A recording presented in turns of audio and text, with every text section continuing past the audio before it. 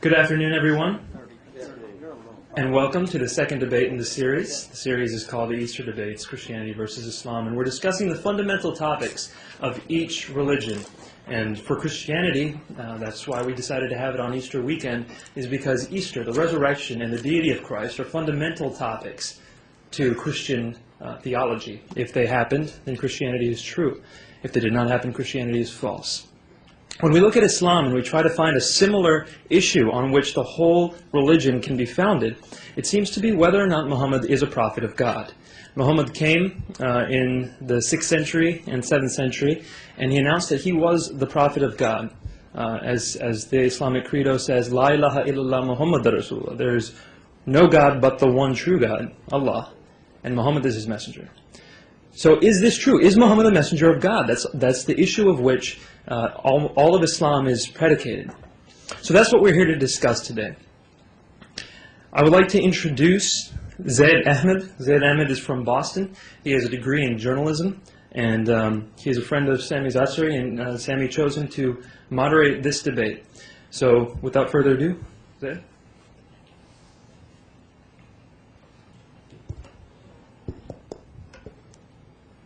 Ladies and gentlemen, welcome. On behalf of all our colleagues, is the mic clear? There you go. Okay, on behalf of our Muslim friends and our Christian guests, I would like to say Assalamu alaikum wa rahmatullahi wa barakatuh, and Happy Easter to our Christian friends.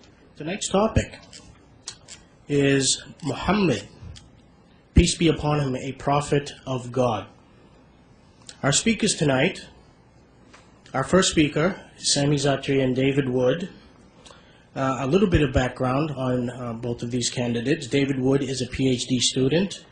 He is currently engaging in academia with a degree in philosophy, which he is currently pursuing. And he will speak for 30 minutes. He will be the first speaker. And our second speaker is Mr. Sami Zaatari, who has come from UAE. He is originally from United Arab Emirates by way of London, UK. The format will be, ladies and gentlemen, each speaker will get 30 minutes. One speaker will come up, present his evidence, give his case, and then there will be a short interval. After both speakers have spoken for 30 minutes, we will have a break for 5 minutes.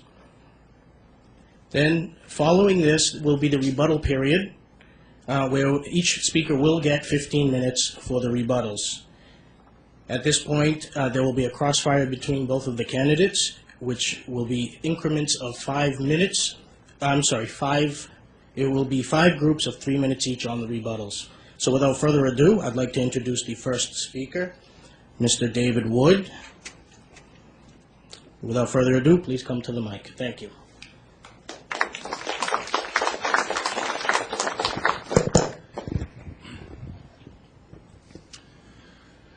Well, good afternoon. I'd like to thank Old Dominion University for sponsoring our debates today. I think that these are some of the most important issues anyone could ever think about, and so it's great that we can discuss and defend our beliefs here in a university setting. I'd also like to thank Sami for agreeing to debate the prophethood of Muhammad.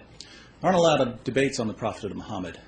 There are dozens and dozens of Muslim debaters in the world, but I only know of about 4 who are willing to debate this particular topic, and Sami is one of them. So I certainly respect his confidence and his willingness to subject his prophet to scrutiny. I've been studying the life of Muhammad on and off for about 14 years.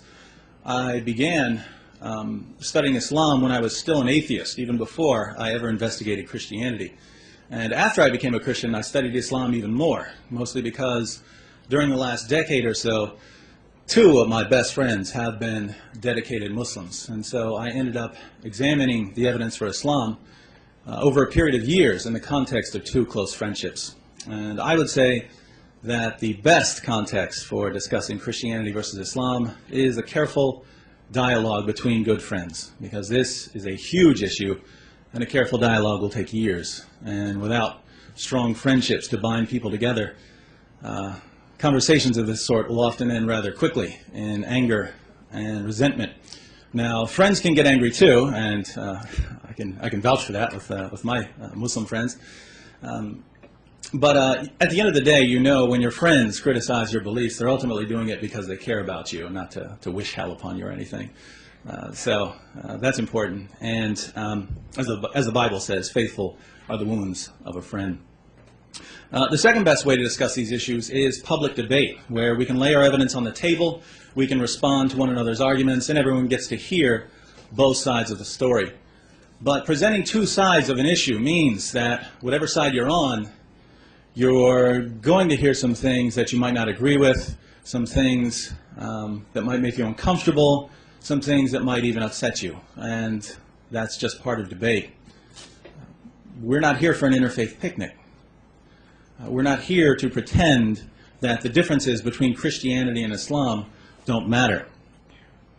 We're here to seek the truth about God and His messengers, even when it hurts. So throughout this debate, I'm going to speak the truth, and I'm not going to pull any punches, because I assume that if you showed up to this series, if you showed up to a series of debates on Christianity versus Islam, you are prepared to have your beliefs challenged and criticized. Now, I have to say, it's not my goal to offend anyone here, but there is just no good way to bring up certain topics, whether we're talking about Christianity or Islam. There are certain issues that need to be addressed, and yet those issues are very hard to bring up because they're sensitive issues. Lots of people, especially here in the West, hold that it's wrong to criticize anyone else's beliefs. I personally don't see how either Christians or Muslims could hold that view, because both the Bible and the Quran are filled with criticisms of other people's beliefs. And so we have to agree that there is a place for criticizing one another's views.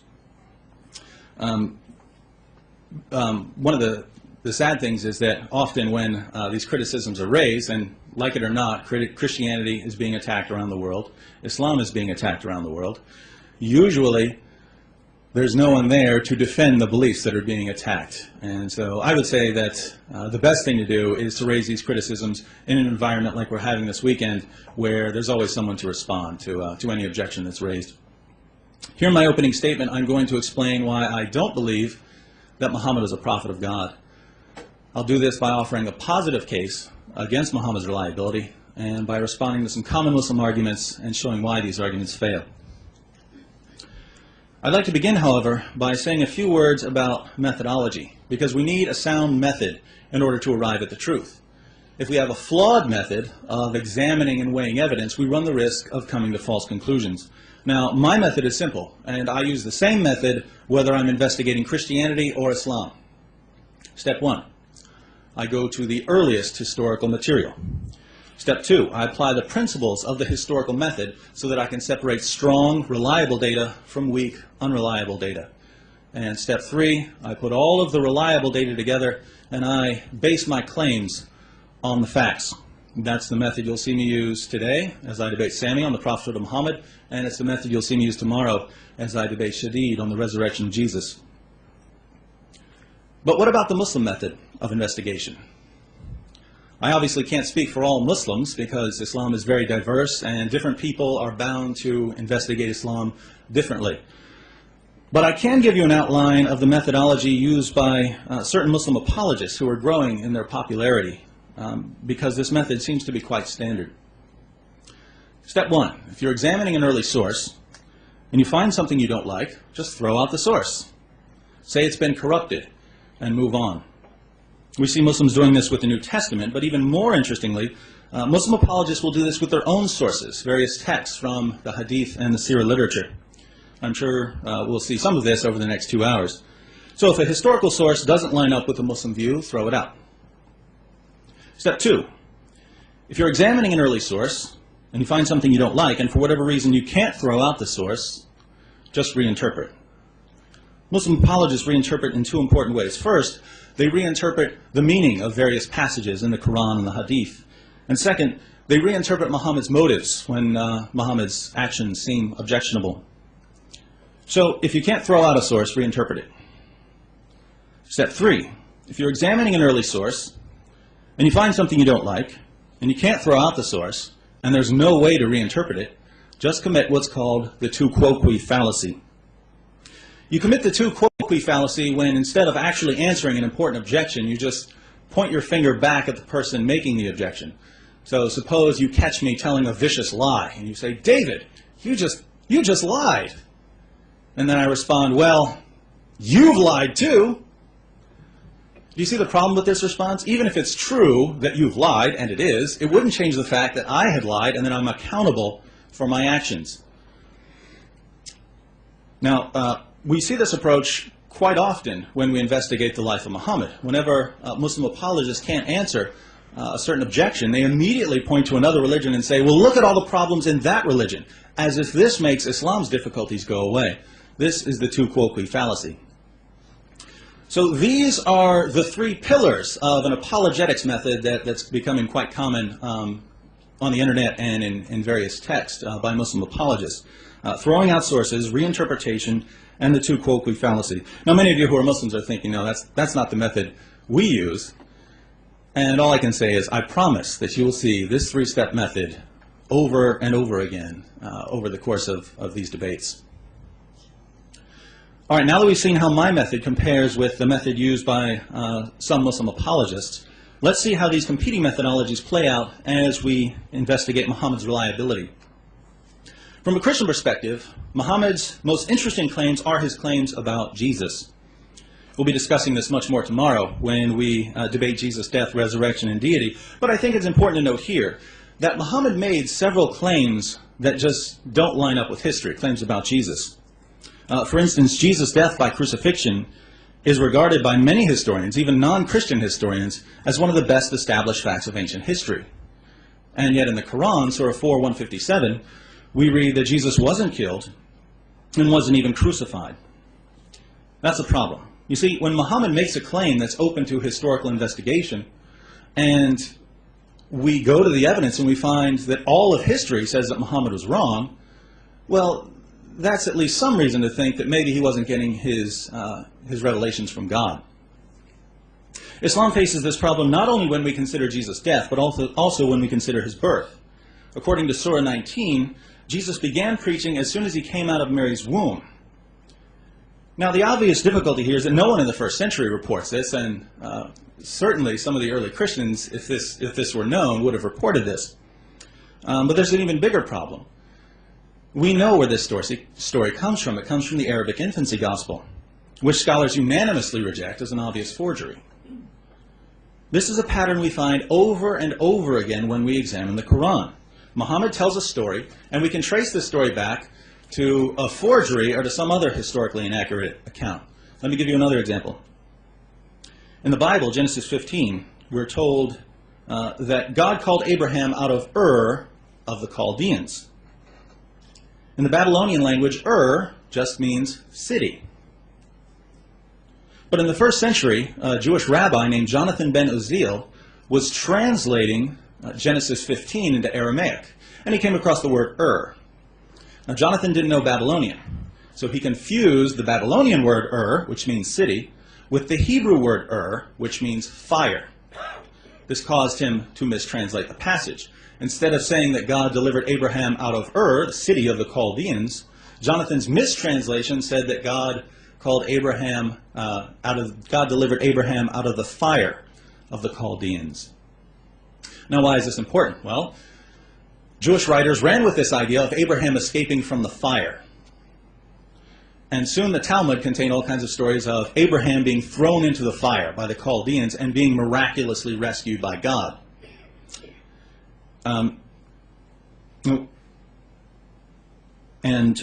These stories were quite popular in Arabia during the time of Muhammad among the Jews living there.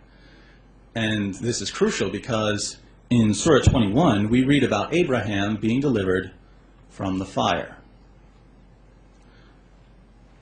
Now, Muhammad claimed that he was getting this story from God. But we know from history that this entire idea of Abraham being delivered from a fire was based on a mistranslation. So what makes more sense here? That God also mistranslated the word Ur?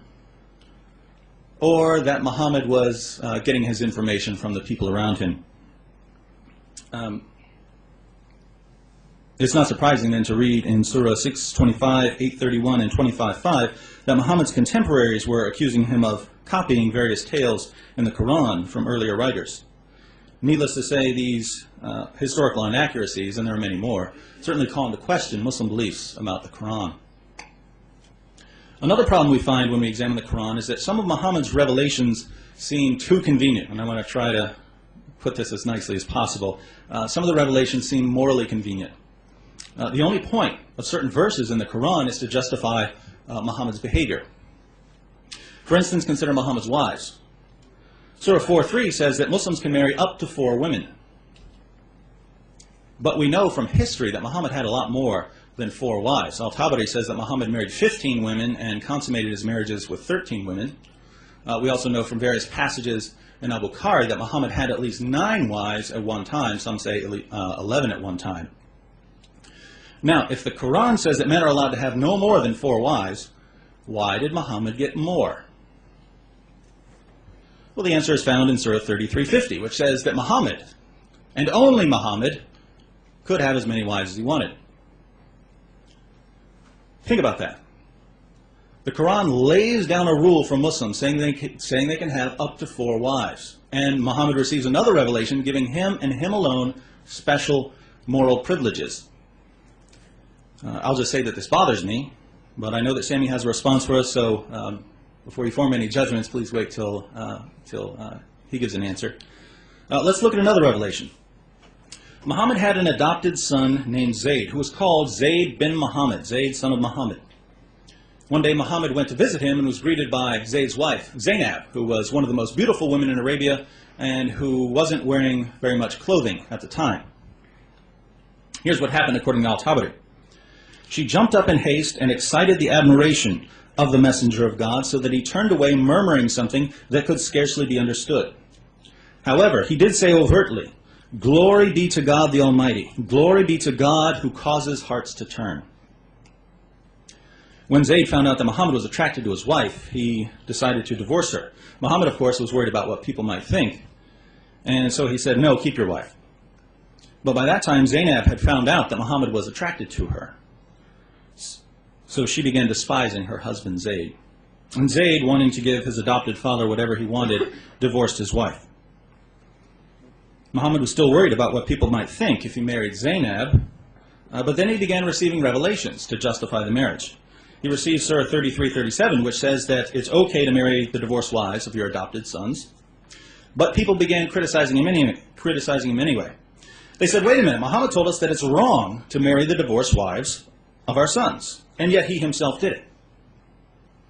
So Muhammad received another revelation, Surah 33:5, which says that adopted sons aren't really sons, and so the rule just doesn't apply. From that point on, Zayd was no longer called Muhammad's son, and Muhammad and Zainab lived happily ever after. Here again, Muhammad's revelations seem too convenient. The Quran is supposed to exist eternally in heaven, and yet certain parts of it have more to do with justifying Muhammad's actions than with guiding humanity. Now, if that offends you at all, don't take my word for it. Aisha herself, Muhammad's favorite wife after Khadijah, notice this.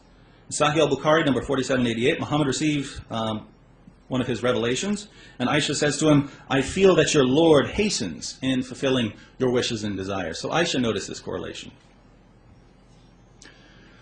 But things get much worse, because there are also some spiritual issues that seriously call Muhammad's reliability into question. I don't know what to make of all these spiritual issues. I'll just say, when I look at history and I'm trying to figure out who I should listen to, who the reliable messengers of God are, this certainly bothers me.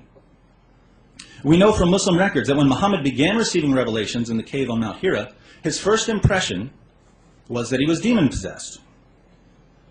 Later, his wife Khadijah and her cousin Waraka convinced him that he wasn't possessed, he was a prophet of God. Now, what happened in that cave when Muhammad began receiving revelations? I don't know.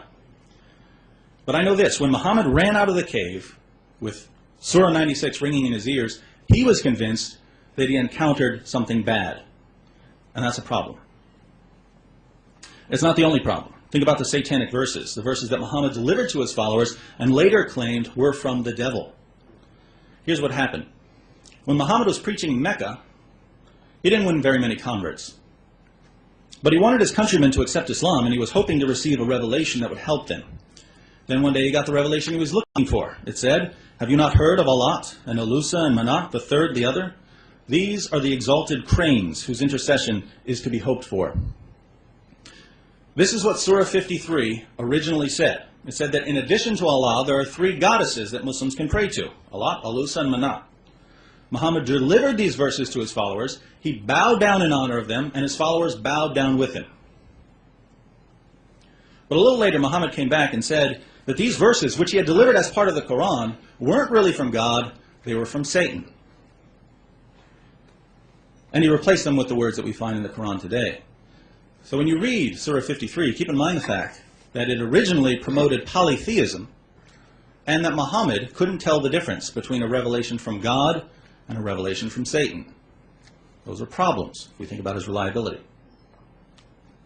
It's also interesting to note that at one point late in life, Muhammad was the victim of a magic spell that lasted about a year. According to several passages in Al-Bukhari, one of the Jews stole Muhammad's hairbrush and used it to cast a spell on him. The spell made him delusional. So according to Muslim sources, God's greatest prophet, at the peak of his prophetic power, was the victim of black magic for about a year. That's a problem. Now let's put all this together. Muhammad made certain claims that we can investigate historically, and when we investigate them, we find that these claims are false. We know that some of Muhammad's revelations were convenient, giving him special moral privileges. Beyond this, the evidence shows, one, that Muhammad originally thought he was demon-possessed, two, that he delivered verses from Satan, and three, that people could cast spells on him. I would say that these facts, taken together, are enough to rule out Muhammad as a prophet, unless there's good evidence for Muhammad's prophethood that outweighs all of these issues. So is there good evidence for Islam? Let's consider three of the most common arguments used to show that Muhammad was a prophet. First, there's the argument from literary excellence, which is really more of a challenge than an argument. We find this challenge in several places in the Quran.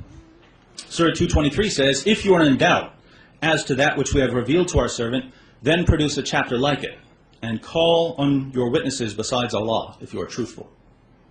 So the claim is this: each chapter of the Quran is so amazing that it could only come from God. And if you want to prove that it's not from God, just try to write something like it. In case you've never read a chapter of the Quran, I'll give you an example. This is Surah 109.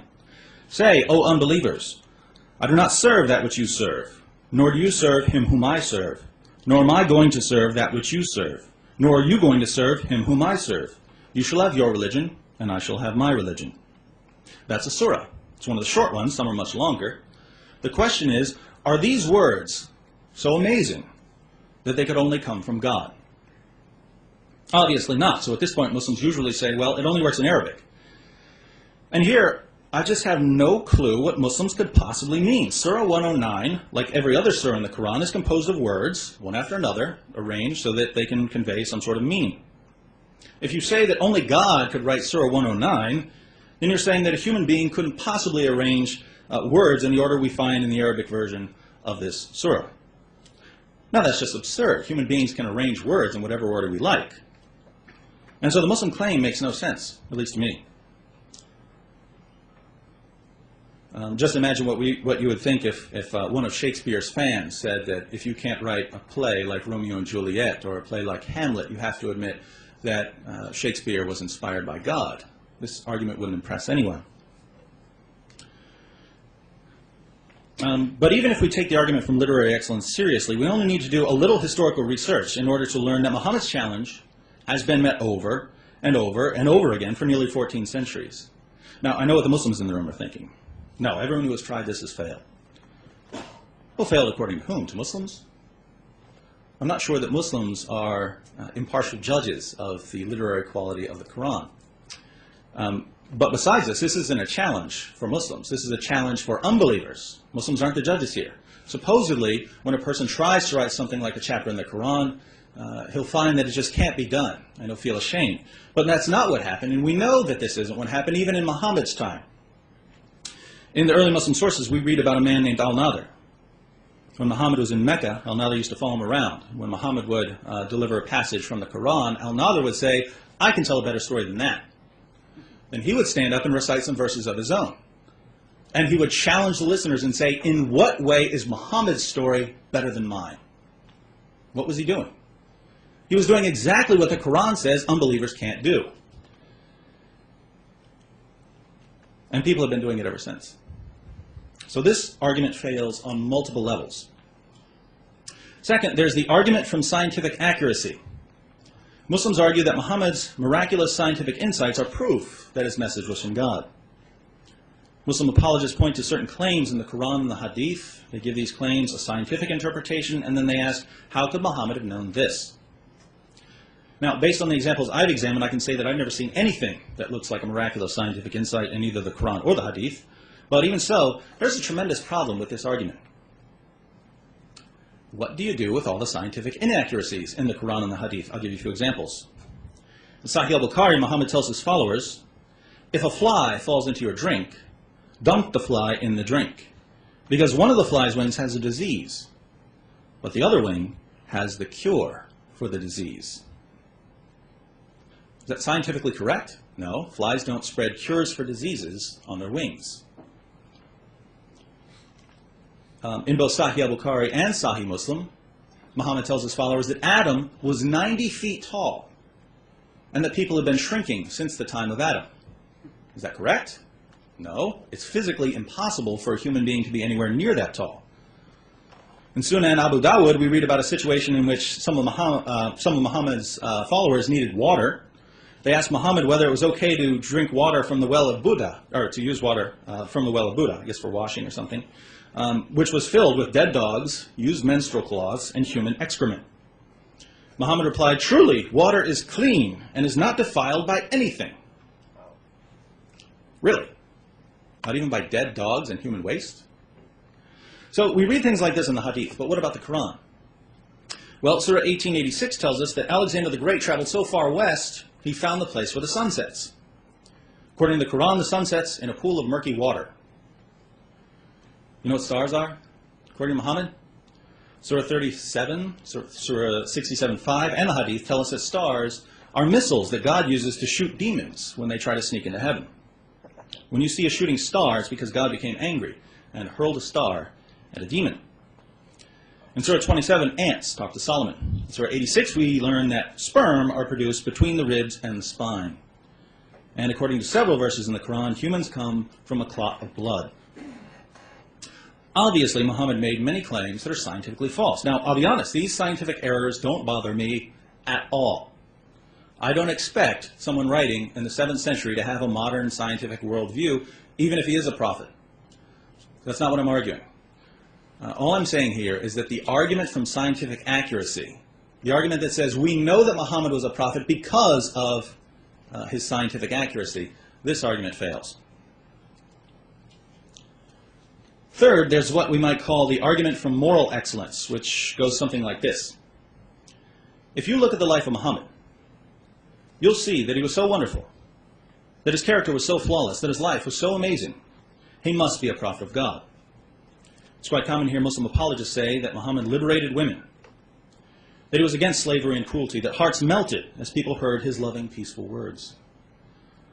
I have absolutely no clue what sources Muslims are reading when they say these things. Now, don't get me wrong, Muhammad had many good qualities. He was courageous. He was dedicated to prayer and to helping orphans and widows. There were times when he was very merciful. The problem is that Muslims tend to exaggerate all of Muhammad's good qualities and to completely ignore other things which would be objectionable. For instance, the early Muslim records are filled with acts of extreme brutality by Muhammad and his followers. Assassinations, beheadings, and torture. We find Muhammad ordering his followers to kill people who insult him, to kill people who write poetry against Muslims, and of course to kill people who leave Islam. If you'd like details, let me know. As Muslims in the room know, the Quran allows men to have sex with their slave girls and female captives, those whom your right hands possess. We find this in Surah 4:24, 23:6, and 70:30. Surah 33:50 specifically grants Muhammad the right to have sex with his slave girls, and we know that he took advantage of this verse because he eventually got one of them pregnant, Mary the Copt. Most people today would say that it's wrong to have sex with your slave girls and captives in battle. Here we could also think about Muhammad's relationship with his wife Aisha. It's a historical fact that Muhammad had sex with a 9-year-old girl named Aisha. Now you can say, well, this was a different culture, there were different rules back then, fine. But the fact remains, most people in the West at least would consider this immoral. Certainly not what we would expect from the greatest man in history. And this is just a sample of the details we find in the early Muslim literature. There's much more we could talk about. Muhammad winning converts by robbing caravans. Muhammad starting a war with Mecca when he could have lived in peace in Medina. Muhammad beheading hundreds of Jews who tried to defend themselves when they realized that they were being eliminated. Muhammad enslaving people, selling slaves, trading slaves, and so on. No one who isn't already a Muslim would look at Muhammad's life and conclude that he was the greatest human being who ever lived, or that because of his great character, he must be a prophet. As far as I'm concerned, you can do whatever you want with the moral issues I'm raising. The only point I'm trying to make here is that the argument for moral excellence, since it appeals to people's moral sense, their sense of right and wrong, in order to determine that he's a prophet, is going to fail, just like the argument from literary excellence and the argument from scientific accuracy. There are, of course, other arguments that Muslims use, but they're, I think, even weaker than the 3 I've already addressed. So I would say that all of the arguments used by Muslims fail. Now, if I'm right about this, then there's just no good evidence for Islam, and that means that we're left with numerous problems and nothing to outweigh these problems. Just to review, I've argued, 1, that the Quran is filled with historical inaccuracies, and that this calls into question Muslim beliefs about the Quran. 2, that some of Muhammad's revelations are extremely suspicious, because they seem to have no purpose other than fulfilling his desires. And even Aisha noticed this. And 3, that Muhammad's belief that he was demon-possessed, combined with the fact that he admittedly delivered revelations from the devil and was a victim of black magic, destroys his credibility. I've also shown that 3 of the most common arguments for the prophethood of Muhammad fail. And how do modern Muslim apologists respond to all of this? Well, I've described the 3-step method used by many popular Muslim apologists: throw out sources, reinterpret, and commit the 2 quoque fallacy. It's no secret then that in the course of this debate, I expect Sami to throw out a lot of historical material, to reinterpret several passages, and to attack Christianity and the Bible whenever possible in order to divert our attention away from the issue we're discussing, namely Muhammad. Now, I hope I'm wrong. I hope Sami surprises me and uses a sound method of investigation, but we'll see what happens. To win this debate, Sami will need to do 2 things. First, he'll need to show that the arguments I've presented are somehow weak or flawed. And second, he'll need to show that there's good evidence that supports the prophethood of Muhammad, enough to outweigh the difficulties I've raised. Until he does both of these, I think we're entirely justified in concluding that Muhammad was a false prophet.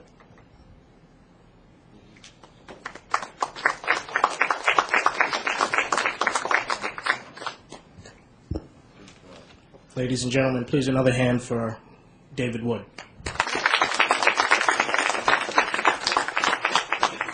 Up next, we will have 30 minutes. It will be a rebuttal and presentation by Sami Zaatari. And from there will be a 5-minute break. So, Sami, without further ado, please give us your presentation. Thank you.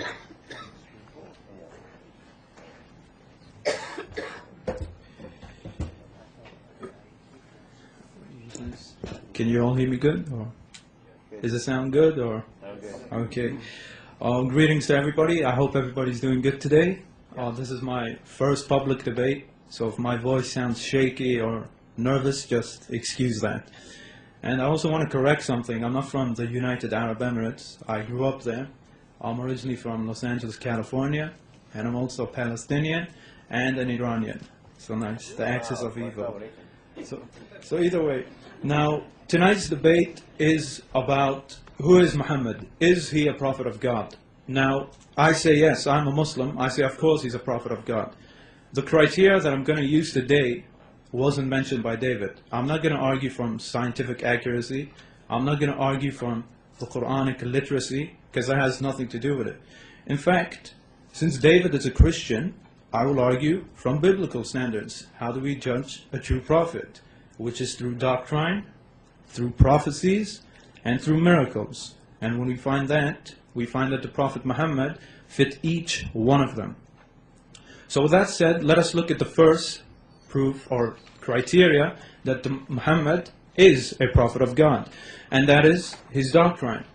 When we read about the doctrine of what the Prophet Muhammad brought, basically narrated in Bukhari, Volume 1, Book 2, narrated by Ibn Umar, the Prophet Muhammad basically said Islam is built on five pillars. That there is no God but God, that we should pray, that we should fast, that we should give money to the poor, and that we should perform the Hajj. Now when we read each prophet's message, we see that is exactly the same thing that each one of them brought. Such as Jesus in Mark chapter 12 verse 29. Jesus said, the Lord is one. That is the most important commandment. What did Moses say in Deuteronomy chapter 6 verse 4? Hear, O Israel, the Lord is one. That's what they taught. And now what does the Quran say in Surah 112? It says, there is only one God, the eternal God. So as you can see, each doctrine matches the other. Every single prophet in the Old Testament, from Ezekiel to Jeremiah, each one of them taught the same doctrine. That there is only one God, and that we should pray to this God, and that we should fast, give to the poor, etc., etc. The Prophet Muhammad did not bring anything new, a new doctrine saying, worship three gods in one. Moses never taught that. Jesus never taught that. They all taught strict monotheism. So basically, we can conclusively say that he brought the same doctrine. I can go in more detail, but I want to save time because I want to respond to the points he brought up.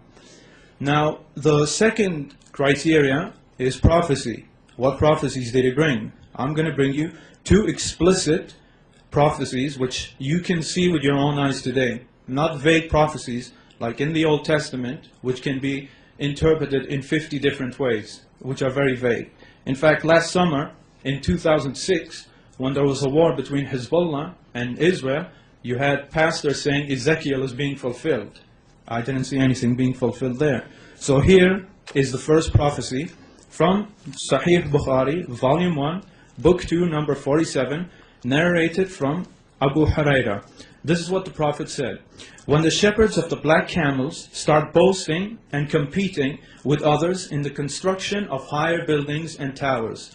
So basically the Prophet Muhammad said that his people in that area, the peninsula, which is now UAE, Bahrain, Qatar, Saudi Arabia, Oman, Yemen, he said they would start competing with each other and boasting with each other for the construction of high buildings.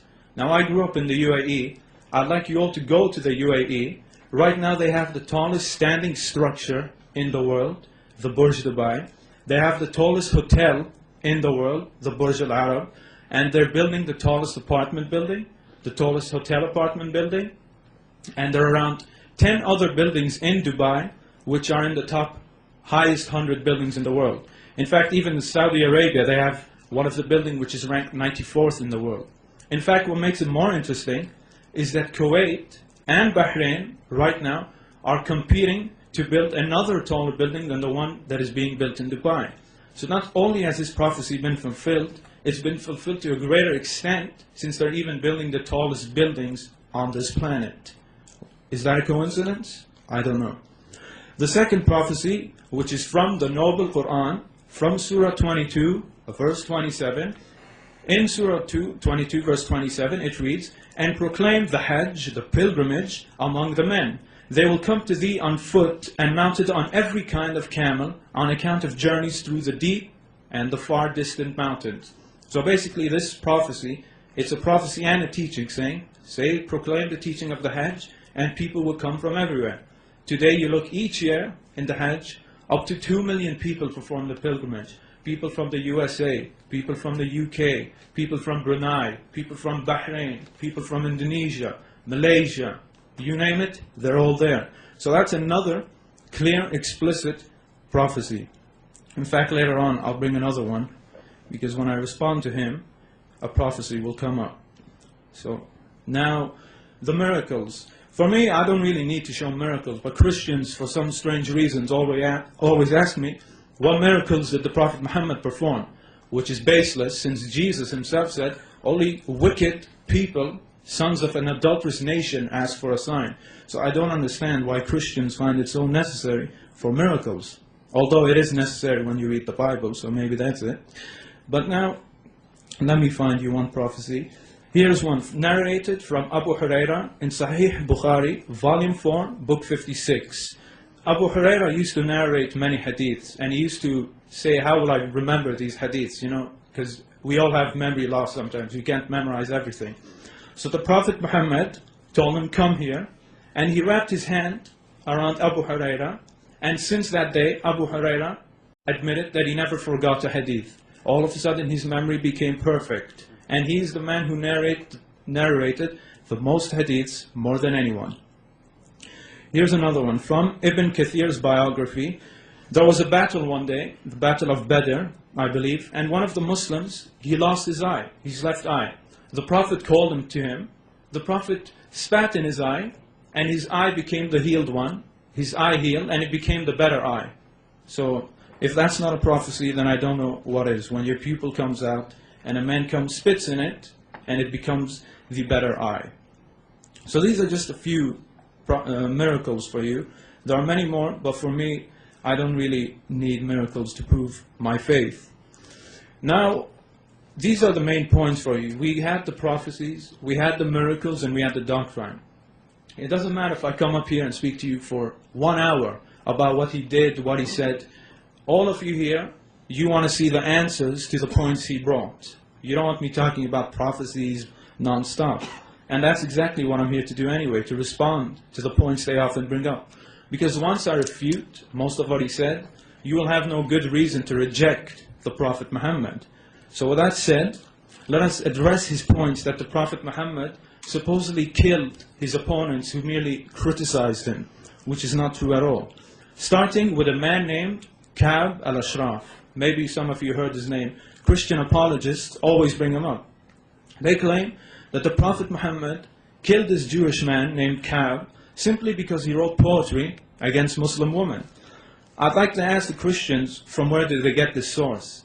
In fact, the Christians, they read from a book called Ibn Ishaq, which, in fact, if you go read Ibn Ishaq's book, on page 300 something, I'll give you the page later, it's hard to find here, but if you read Ibn Ishaq's book, he himself says the Prophet Muhammad had Ka'b killed because he was instigating violence against the Muslims. So even their own source which they use refutes them. So I would like to ask the Christians, from where did you get this basis, this false basis, that the Prophet Muhammad killed Ka'b for simply criticizing him? In fact, let's refute you even more. From pages 5 to 7, in Ibn Kathir's biography, which he quotes from Ibn Ishaq, we read that Ka'b al-Ashraf went to Mecca, which is basically the pagan stronghold of the pagans, of the Quraysh, and he incited them for violence. He told the pagans, rise up and go fight against the Muslims. And he did not leave until each pagan got off their feet and was ready to kill a Muslim. That would be like someone here going to Afghanistan and going to a cave and telling some men, let's go fight the Americans and let's go to America. And if they all get up and go fight, obviously the CIA is going to do something about it. So either way, that is exactly what happened. This man went to Mecca and he instigated violence and war against the Prophet. It makes no difference if you carry a sword or you're the one who orders it. In fact, a treaty was made between the Muslims and the Jews that no one would have alliances with the pagans. And if they did have alliance with the pagans, then they would suffer the consequences. So it is his own fault of what happened. He was not killed for merely criticizing the Prophet. And I challenge him to show it to us, but he won't be able to show it to us because his own source refutes him. Now what about the man named Abu Affaq and Asma bint Marwan? These are two other people who supposedly got killed for criticizing the Prophet. First of all, let us start with the Jewish man named Abu Affaq. I'm sure many of you will hear it later. This is the exact same case as the previous man.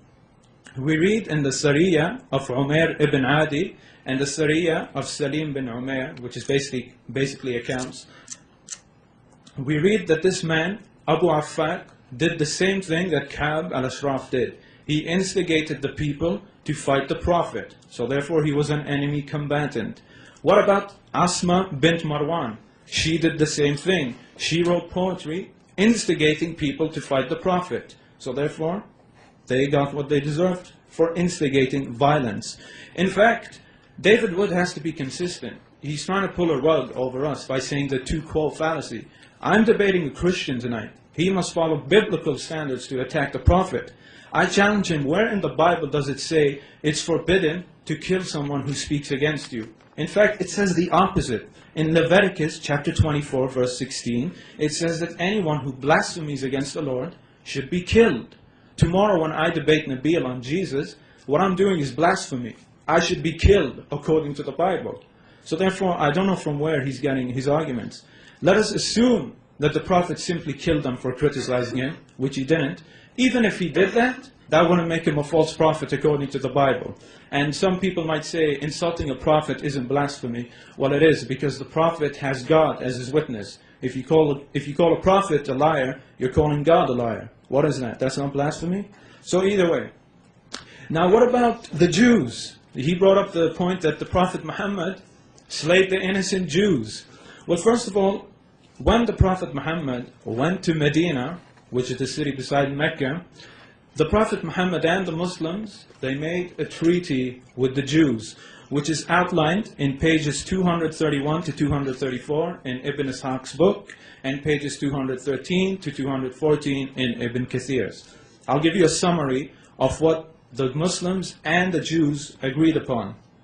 Both groups agreed that the Jews would have their own religion, and the Muslims would have their own religion. They also agreed that the Jews are one nation with the Muslim. So much for anti-Semitism. They also agreed that the Jews would bear their own expenses and the Muslims would bear their own expenses. They also agreed that the Jews and the Muslims would help each other in war. So if a Jew was getting attacked by the Quraysh, the Muslims would help them in the war. And another agreement was, those who help the Quraysh, such as Ka'b, will get no protection and they will become an enemy combatant.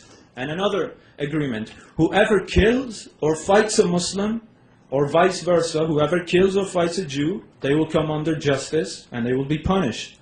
They both agreed to these treaties. So anyone who breaks these treaties should not cry when the consequences arrive. So what about the Bani Qaynuqa? That's one of the Jewish tribes. They're called Bani Qaynuqa. They were the first tribe. I think he'll bring them up, or some other apologists will bring them up. They claim that the Prophet Muhammad kicked them out for no reason. First of all, if you read what happened, the whole story is this. There was a Muslim lady who was walking into a marketplace of these Jewish people. And when she sat down, one of the Jewish merchants, he put something on her dress, so when she got up, she got exposed. Now there was a Muslim at the scene, so he got very angry, and he ran towards the Jew, and he killed the Jew. Now that is a crime. But what happened, instead of the Jewish people following, saying justice, they lynched the Muslim.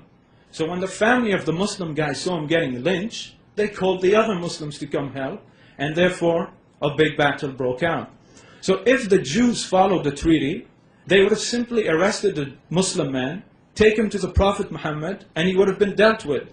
And what you also must understand, in the Middle East, back then, even today, if you insult a lady's honor, that in itself is almost a death sentence, which even the Jewish people would agree with. So it doesn't excuse what the Muslim did, because he would have gotten punished, but you have to understand the culture back then.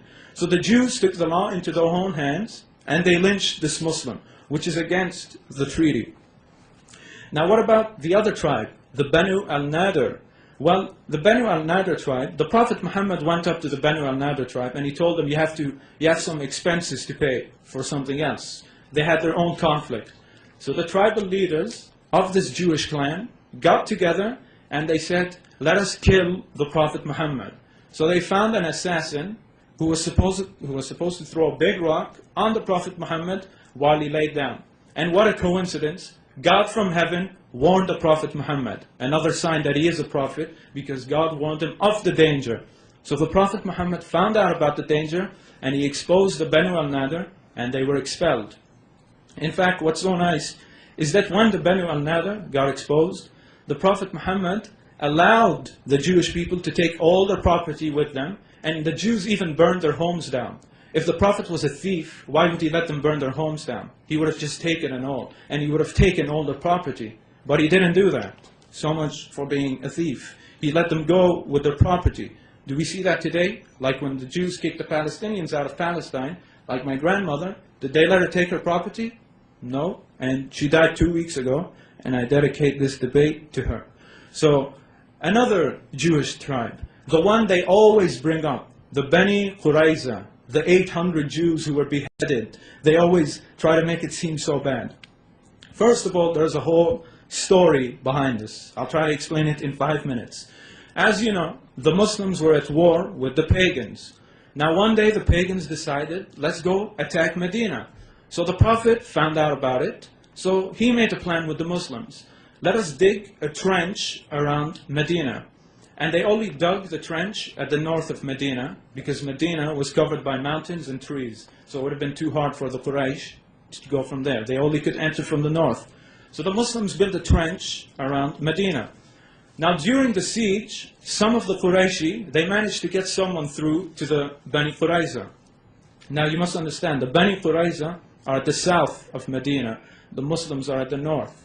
So one pagan from the Quraysh went to the Bani Qurayza and he told them, join us in this assault against the Muslims. Now remember, I told you there's a treaty between the Muslims and the Jews. And this guy is telling the Jewish tribe, join us. And what happened? The Bani Qurayza agreed. So this was like Judas, because the Muslims didn't build a trench at the south. They expected the Jewish tribe to protect them. So if the attack went through, I would not be here today, because the entire Muslim population would have been wiped out. But God protected the Muslim, another sign that Muhammad is a prophet. He made the conditions so bad for the pagans, so windy, so dusty, that they couldn't mount their attack. And the Bani Qurayza couldn't do what they wanted to do. So then the Prophet Muhammad found out about what the Bani Qurayza did, which was the worst treachery. They were going to assault the Muslims from the south with the pagans, which was breaking the treaty. So the Prophet Muhammad said, we're going to go attack the Bani Qurayza for what they did, which is completely justified. The Jews signed the agreement. They all agreed that they would face the consequences. In fact, perhaps the Prophet Muhammad would have given them mercy. We look at the Bani Qaynuqa tribe and the Banu al-Nadir tribe. Did the Prophet kill them all? No, he let them go.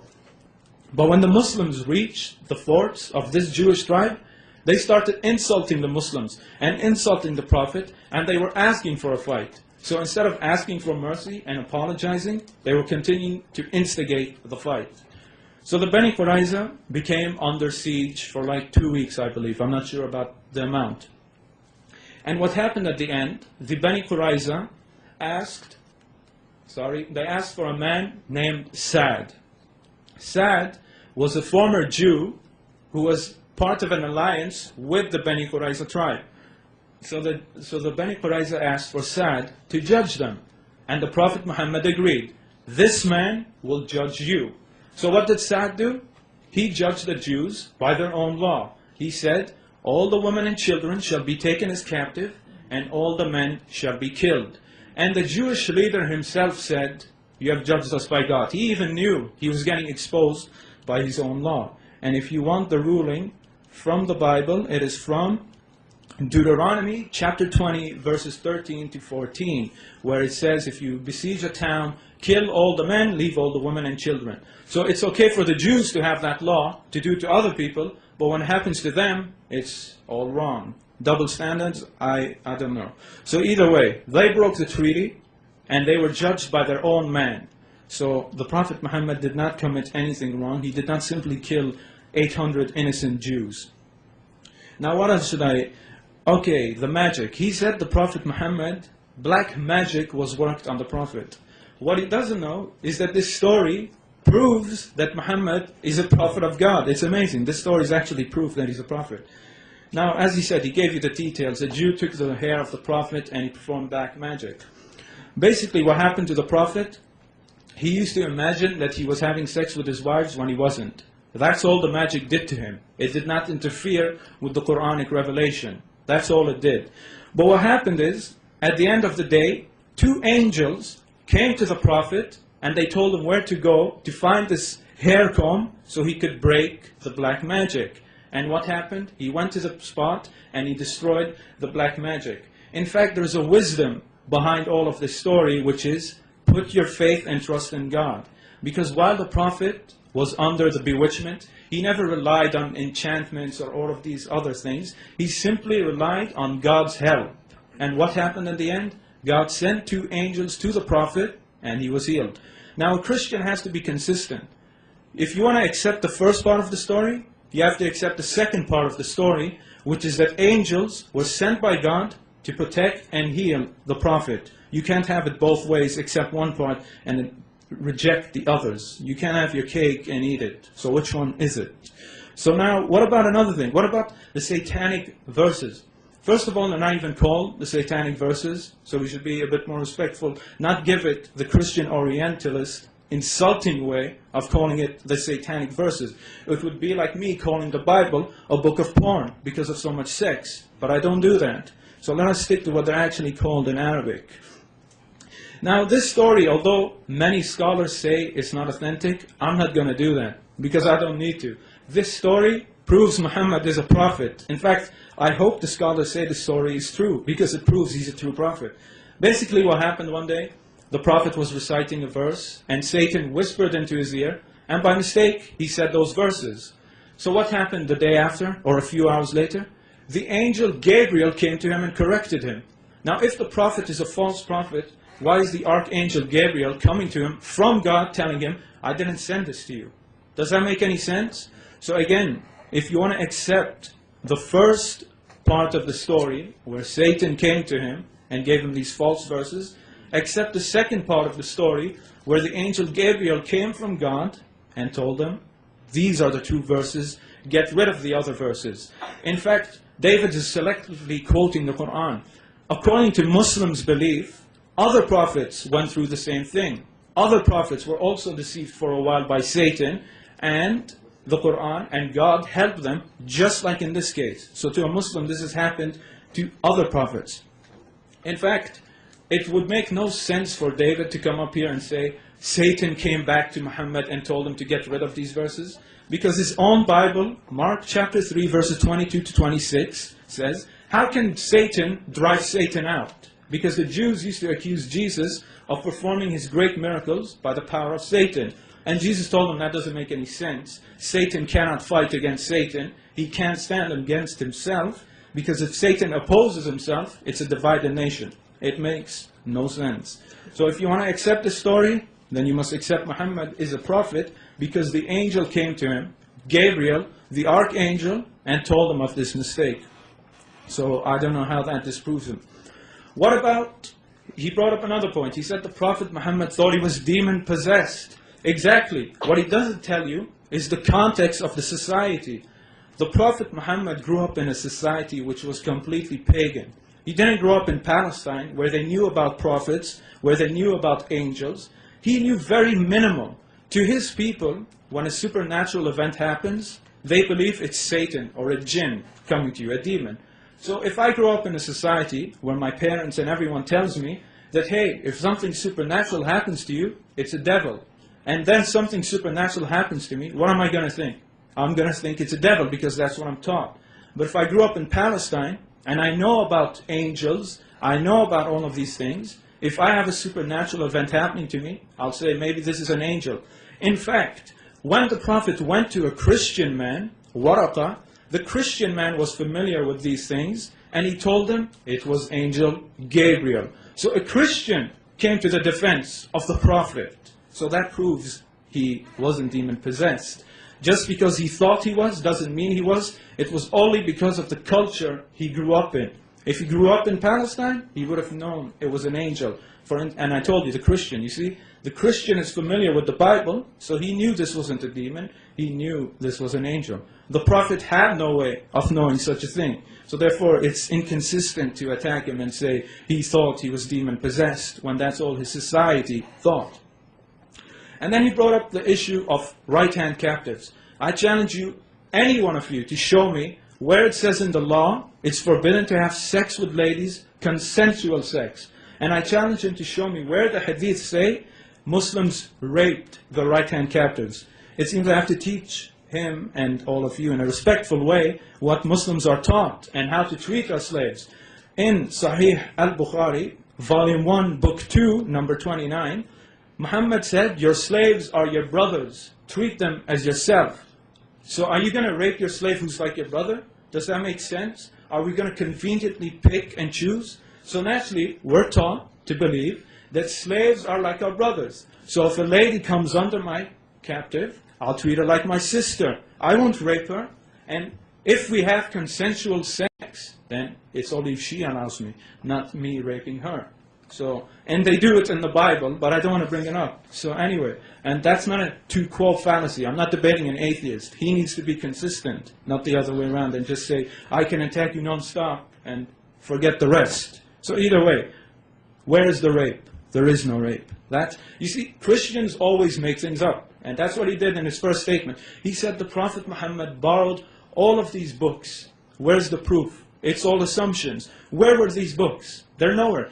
Dr. James White yesterday said the Bible wasn't even available in Arabic in Arabia. They don't have the main Bible, but they have all of these other fake Bibles. That doesn't make sense. Is it there or isn't it there? And you have to prove he copied it, not just assume he did. I can do the same thing with the Bible. It doesn't make sense. You have to prove it and show it, not assume. Just like the raping the right-hand captives. You have to prove it, not assume it. What about the Prophet? He had several wives. And what's wrong with that? He said that's convenient. He forgets that the Prophet had to perform prayers that we don't have to do. He had to do fasts that we don't have to do. If it was convenient, I'd say, I don't pray, you do all the praying. Did the Prophet do that? No. In fact, the Prophet even said he still has to pray when he's in paradise, while we don't. So where is the conveniency? I don't see it. Secondly, the reason why the Prophet had several wives was simple. He used to marry women from enemy tribes. So that in Arabia, when you marry into a family or a tribe, peace comes with you. You become a family. Peace is formed. So when he married into women into enemy families, this made the enemy tribes one with the Muslims. So it brought peace and harmony. This is exactly why he did it. Not simply for his own sexual desires and etc., etc. And again, his great prophet David had 300 wives. That's okay? And this 13 wives is wrong, right? I don't know. Where in the Bible does it say marry one woman? It doesn't. Because if it did, why are so many prophets having more than one wife? And that's not the two-quo fallacy. I want him to be consistent. I don't want to give him a free ride to attack and get away with it. What about raiding caravans? What he forgets to tell you was when the Muslims were kicked out of Mecca, they had to leave all their homes and properties, which the pagans illegally sold. So the Muslims had their own property taken away from them. So therefore, when the Muslims waged war, they raided the caravans and took the property of the pagans. Eye for an eye. There's nothing wrong with that. The pagans started stealing from the Muslims first, and the Muslims hurted their economy. As we all know, economical warfare is part of it. America freezes assets of many people. I don't see any of you complaining, so either way. What else should I bring up? What other points did he bring up? I think Aisha, I hope I have more time. Okay, first of all, I'm going to quote you his own colleague, Sam Shimon. He writes on the same website. This is what his own colleague wrote. You can go find this on answeringislam.org. Sam Shimon said, thus we have a biblical text establishing puberty as the minimum age of marriage. That's what Christians believe, and my time is up. Thank you.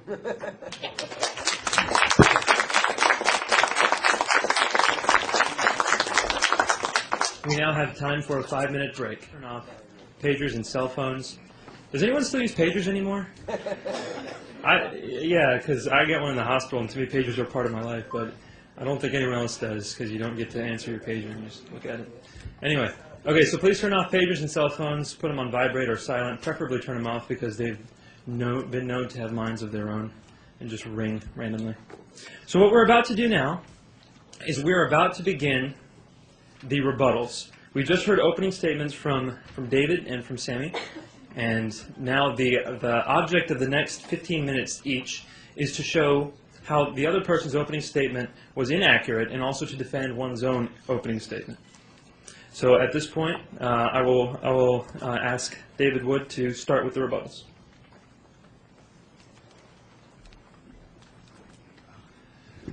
Well, I'd like to thank Sami for that opening statement. I think he's doing a great job, and I think he's going to be one of the great debaters, great Muslim debaters in the future. I'll begin by addressing his positive case. He laid out a positive case for Islam based on three criteria, and so he's basing this on the Bible. First, he appealed to Muhammad's doctrine, and Sami said that this doctrine, Muhammad's doctrine, was consistent with all the prophets that came before. Really? Think about the Bible. What does the Bible teach? That Jesus died for our sins. This is consistent with the book of Isaiah, which says that someone's going to die for our sins. What about the deity of Christ? Jesus claiming to be divine. What about these teachings? Were Muhammad's teachings consistent with these? No, Muhammad totally went against these teachings. So was Muhammad consistent? No. And here Sami's being circular, because what he's doing is he's assuming that Islam is true. And if Islam is true, then all the prophets taught the same message, because that's what Muhammad taught. All the prophets before him taught the same message. Therefore, you can go to the Bible, you can pick out the teachings that match up with Muhammad's teachings, and these must be the true teachings. Anything else has been corrupted. And once you do that, once you pick all the teachings in the Bible and from the other prophets that line up with Muhammad's teachings, you throw out everything else that say it's been corrupted, then you've got all these teachings and you say, these line up perfectly with Muhammad's teachings. These passages that I handpicked based on my Muslim faith match up with Muhammad's teachings. Well, they would, wouldn't they? And then you notice this amazing consistency and say, therefore Muhammad's a prophet. But that's what you had to assume at the beginning. Because if we don't assume that, then how do we approach this? We say, all right, we look at Muhammad's teachings, let's look at what the Bible says. Does it match up? No, it doesn't. So you have to assume that Muhammad is a prophet in order to justify throwing out all these teachings. Sami's next argument was from fulfilled prophecy. He gave two examples. He said that Muhammad said that people would compete over the construction of tall buildings. That's been around forever, even in ancient Arabia. It wasn't, of course, skyscrapers, but they were competing over building tall buildings. And he says that people would come from everywhere to perform the Hajj. Well, they were doing that before Muhammad. That before Muhammad came and had his followers go to Mecca, that was a pagan practice. The pagans did that, and they came from all over the place. This is where Mecca made its money. That's why people were so mad at Muhammad when he was criticizing their idols. So I'm not sure how strong these are, but I'll raise some other problems with this. According to Muhammad, predicting the future is not evidence that a person is a prophet. Let's see what Muhammad says in Al-Bukhari. Some people asked Allah's messenger about the foretellers. These were fortune tellers, people who were predicting the future. He said, they are nothing. They said, "O Allah's messenger, sometimes they tell us of things which turn out to be true." So these people are predicting the future, and they're doing it accurately. Allah's messenger said, "A devil snatches that true word and pours it into the ear of his friend, the foreteller, as one puts something into a bottle. The foreteller then mixes that word with 100 lies." So according to Muhammad, these fortune tellers who are predicting the future were doing it because of a jinn. The jinn would hear something from God, then tell it to the fortune teller. The fortune teller would mix it with lies and then spread it. And Muhammad says this is no evidence at all, even if they were getting it right. And so the examples that Sami presented I don't think are very persuasive. For instance, the people coming to Mecca from the Hajj. I mean, Jesus said that the gospel would be preached in all nations. The gospel is now being preached in all nations. I wouldn't consider this a tremendous fulfillment of prophecy. I wouldn't use that as evidence, probably. So the examples aren't very strong, and yet we find Muhammad himself saying predicting the future is not evidence. So Sami says predicting the future is evidence for Muhammad. So we have Muhammad's view versus Sami's view. Of course, Muhammad's view helps me more right now, so I'm going to go with Muhammad. You Muslims can go with Sami if you like. Besides this, I think there are examples of prophecies that weren't fulfilled by Muhammad. Muhammad said things that weren't fulfilled. For instance, in Sahih Muslim, Anas reported that a person asked Allah's messenger, Muhammad, as to when the last hour would come. He had in his presence a young boy of the Ansar who was called Muhammad. Allah's messenger said, "If this young boy lives, he may not grow very old till he would see the last hour coming to you." So this young boy is when he grows up, eventually is going to see the last hour. Unless that kid's about 1,400 years old now, I don't think this prophecy was fulfilled. Next, Sami argued that Muhammad performed miracles. And he drew one example from Ibn Kathir and one from al-Bukhari about Muhammad performing healings. Well, I have a question. How early are these records? We have to apply the historical method. How early are these records? Al-Bukhari is about 2 centuries after the lifetime of Muhammad. 2 centuries. Now imagine if I came with some evidence from the 3rd century and I tried to use this as evidence for Christianity. I'm not sure you would find that incredibly persuasive. And Ibn Kathir, also very late. So, now I would take these seriously if it weren't for certain other things. In the Quran, Muhammad is constantly asked, why aren't you performing miracles? Why aren't you performing miracles? Why aren't you performing miracles like the prophets of old? And he says, because I'm only a warner, because I've got the Quran, that's my miracle. He never says, but what are you talking about? I'm performing miracles all the time. That's not what we read. And so the Quran, our earliest source, we find over and over again Muhammad's not performing miracles. And then we get to Al-Bukhari, 200 years later, all of a sudden we have miracle claims. What happened in those 200 years? Well, it's very simple. Muslims went out preaching these messages, and they ran into Christians and Jews. And every time they ran into Christians and Jews, the first thing Christians and Jews said were, okay, you got a prophet? What miracles did he perform? We'd like to know. Jesus rose from the dead. What do you got? And then the Muslims said, we got this book. We got the Quran. And they're, what are you talking about? That doesn't even make any sense. And then the Muslims came back, aha, we remember Muhammad split the moon. Muhammad performed all these healings. And so, maybe they did. Maybe they are accurate, but I'm not sure how much evidence, how much weight I can give to texts which are hundreds of years after the events and contradict the earliest source, which is the Quran. So that was Sami's positive case. So you can judge how strong that was and whether that establishes that Muhammad is a prophet. And now we'll look at some of the responses to my case.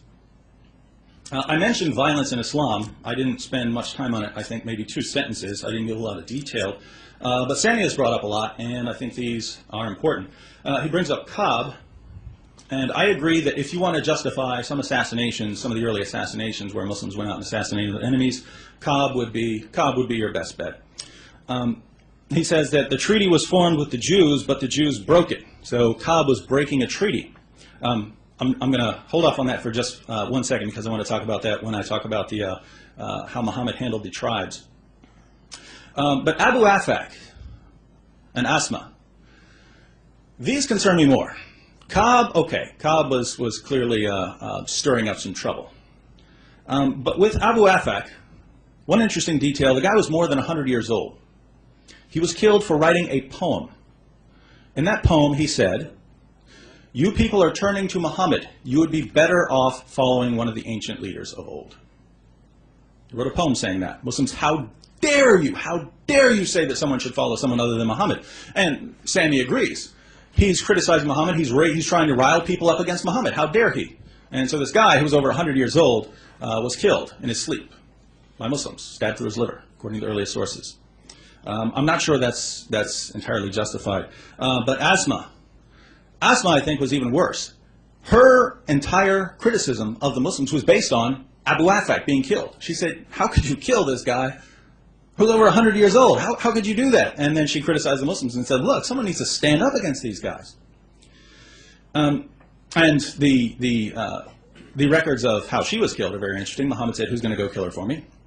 And someone went in there and found her sleeping in the middle of her 5 children. One had to be pulled away because she was breastfeeding. And then she was stabbed to death.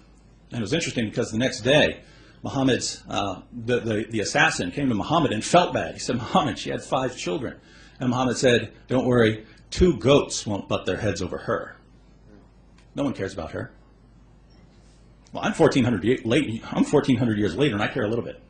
So, I don't know. But there again, her crime was a poem criticizing Islam. And here's the interesting thing. Muslims were doing the same thing.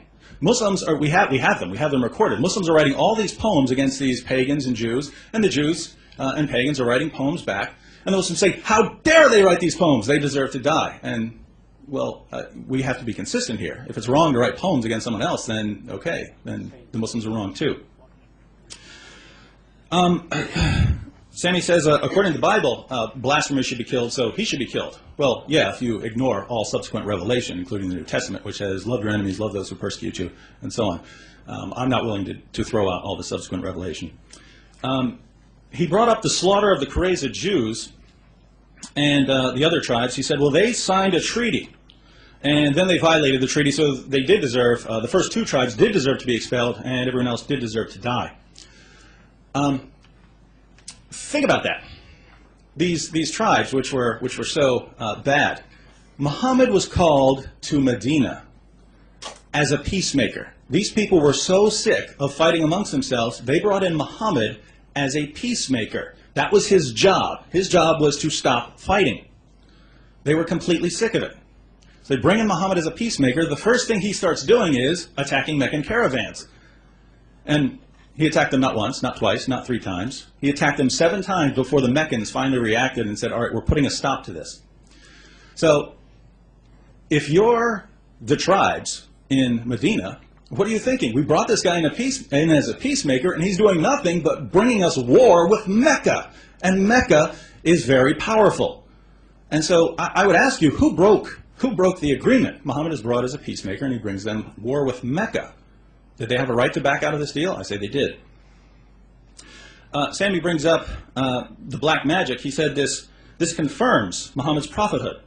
It points you to trust in God. And then he says, I have to accept the second part of the story.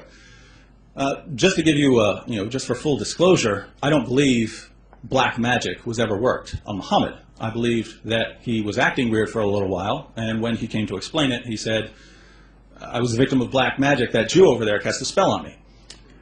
That's what I believe. I don't believe there was any actual black magic involved, so I don't accept the second part of the story either. My point is, if we're looking for reliable messengers of God, and we look to that, you've got a choice. Either Muhammad was the victim of black magic, or he was just acting weird and he used that as some sort of justification. Either way, that doesn't seem very reliable to me. Next, the satanic verses. Sami said, I shouldn't call them the satanic verses. They're insulting. Well, they're verses, and according to the story, they're revealed by Satan. Hence, satanic verses. No insult involved. That's just what they are. He said he's willing to, he's not going to challenge the story. He's just going to say, this isn't a problem. Because here again, you'd have to accept the second part of the story. Well, don't forget the details here. Muhammad delivered revelations from the devil and couldn't tell the difference between revelation from God and revelation from Satan. And so if you say, Muhammad believed that Gabriel appeared to him later and corrected him, well, you mean the guy who couldn't tell the difference between revelation from God and revelation from Satan got another revelation from God? How am I supposed to trust that? I don't know.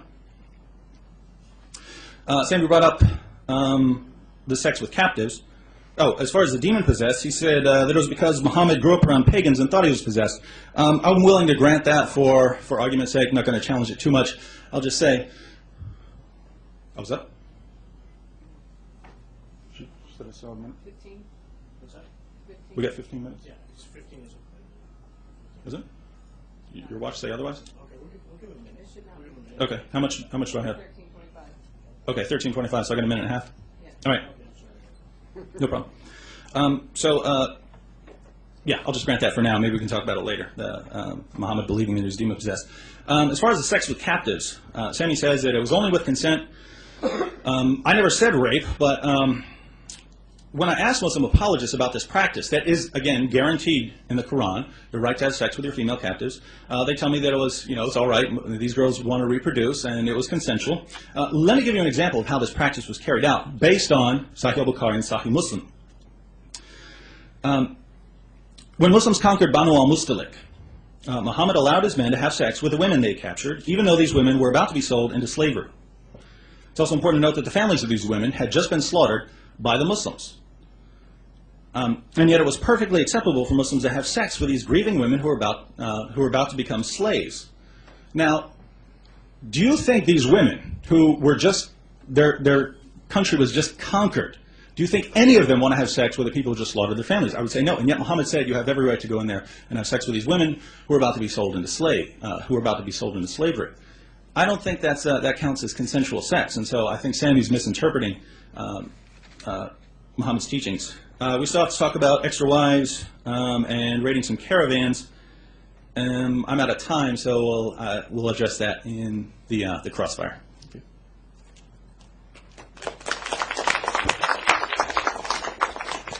Thank you, Mr. Wood. And again, I apologize. Apparently, I had a miscalculated sequence on the time.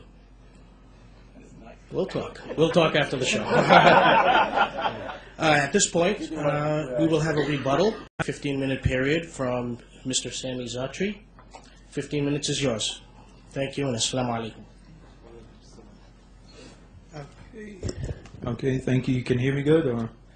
Okay, I was listening for 15 minutes, and if you play it back again, there was no rebuttal.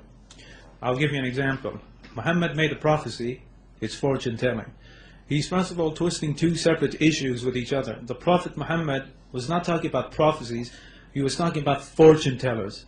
The people who you go into a box and pay them $5 to predict your future. These are two completely separate things. And if you read the hadith, it's simply talking about these fake fortune tabloid tellers you see in your newspapers for Gemini or whatever, Torahs like me. So it's talking about these people, not prophets and prophecies. Secondly, the Prophet Muhammad, when he said people will construct tall buildings, he was referring to his own people. Go look in Dubai and everywhere, they only had tents. They had nothing high. In fact, a structure like this isn't even considered high at all. You go look now, and they have the tallest buildings in the world. You can't simply ignore that. What about the Hajj? The Hajj prophecy was made in the Prophet's time. Sure, a few thousand people used to go, but now we have 2 million people going. So there's a big difference. So these are fulfilled prophecies. In fact, I forgot to bring another prophecy. Remember when I told you, when the pagans were coming to attack Medina, and the Prophet dug a trench around it? There was a Persian guy. He couldn't hit a rock. It was stuck. There was a rock and he was trying to dig on it. So he told the Prophet. The Prophet came to him, and he got the shovel, and he hit it. A light came out. He hit it again. Another light came out. And the Prophet told him, the first light means you're going to conquer the Persians. The second light, you're going to conquer the Syrians, the Byzantines. Now think about it. Some of the hypocrites amongst the Muslims said, this guy is saying we're going to conquer the Persians and the Romans, the Byzantines, the strongest people. And look at us now. We're trapped in Medina. We can't even go out. What a coincidence. Like in 20 years later, or 30, I'm not sure which date, the prophecy is fulfilled. So another one. We have prophecies being fulfilled during their lifetime, during our lifetime to see for ourselves.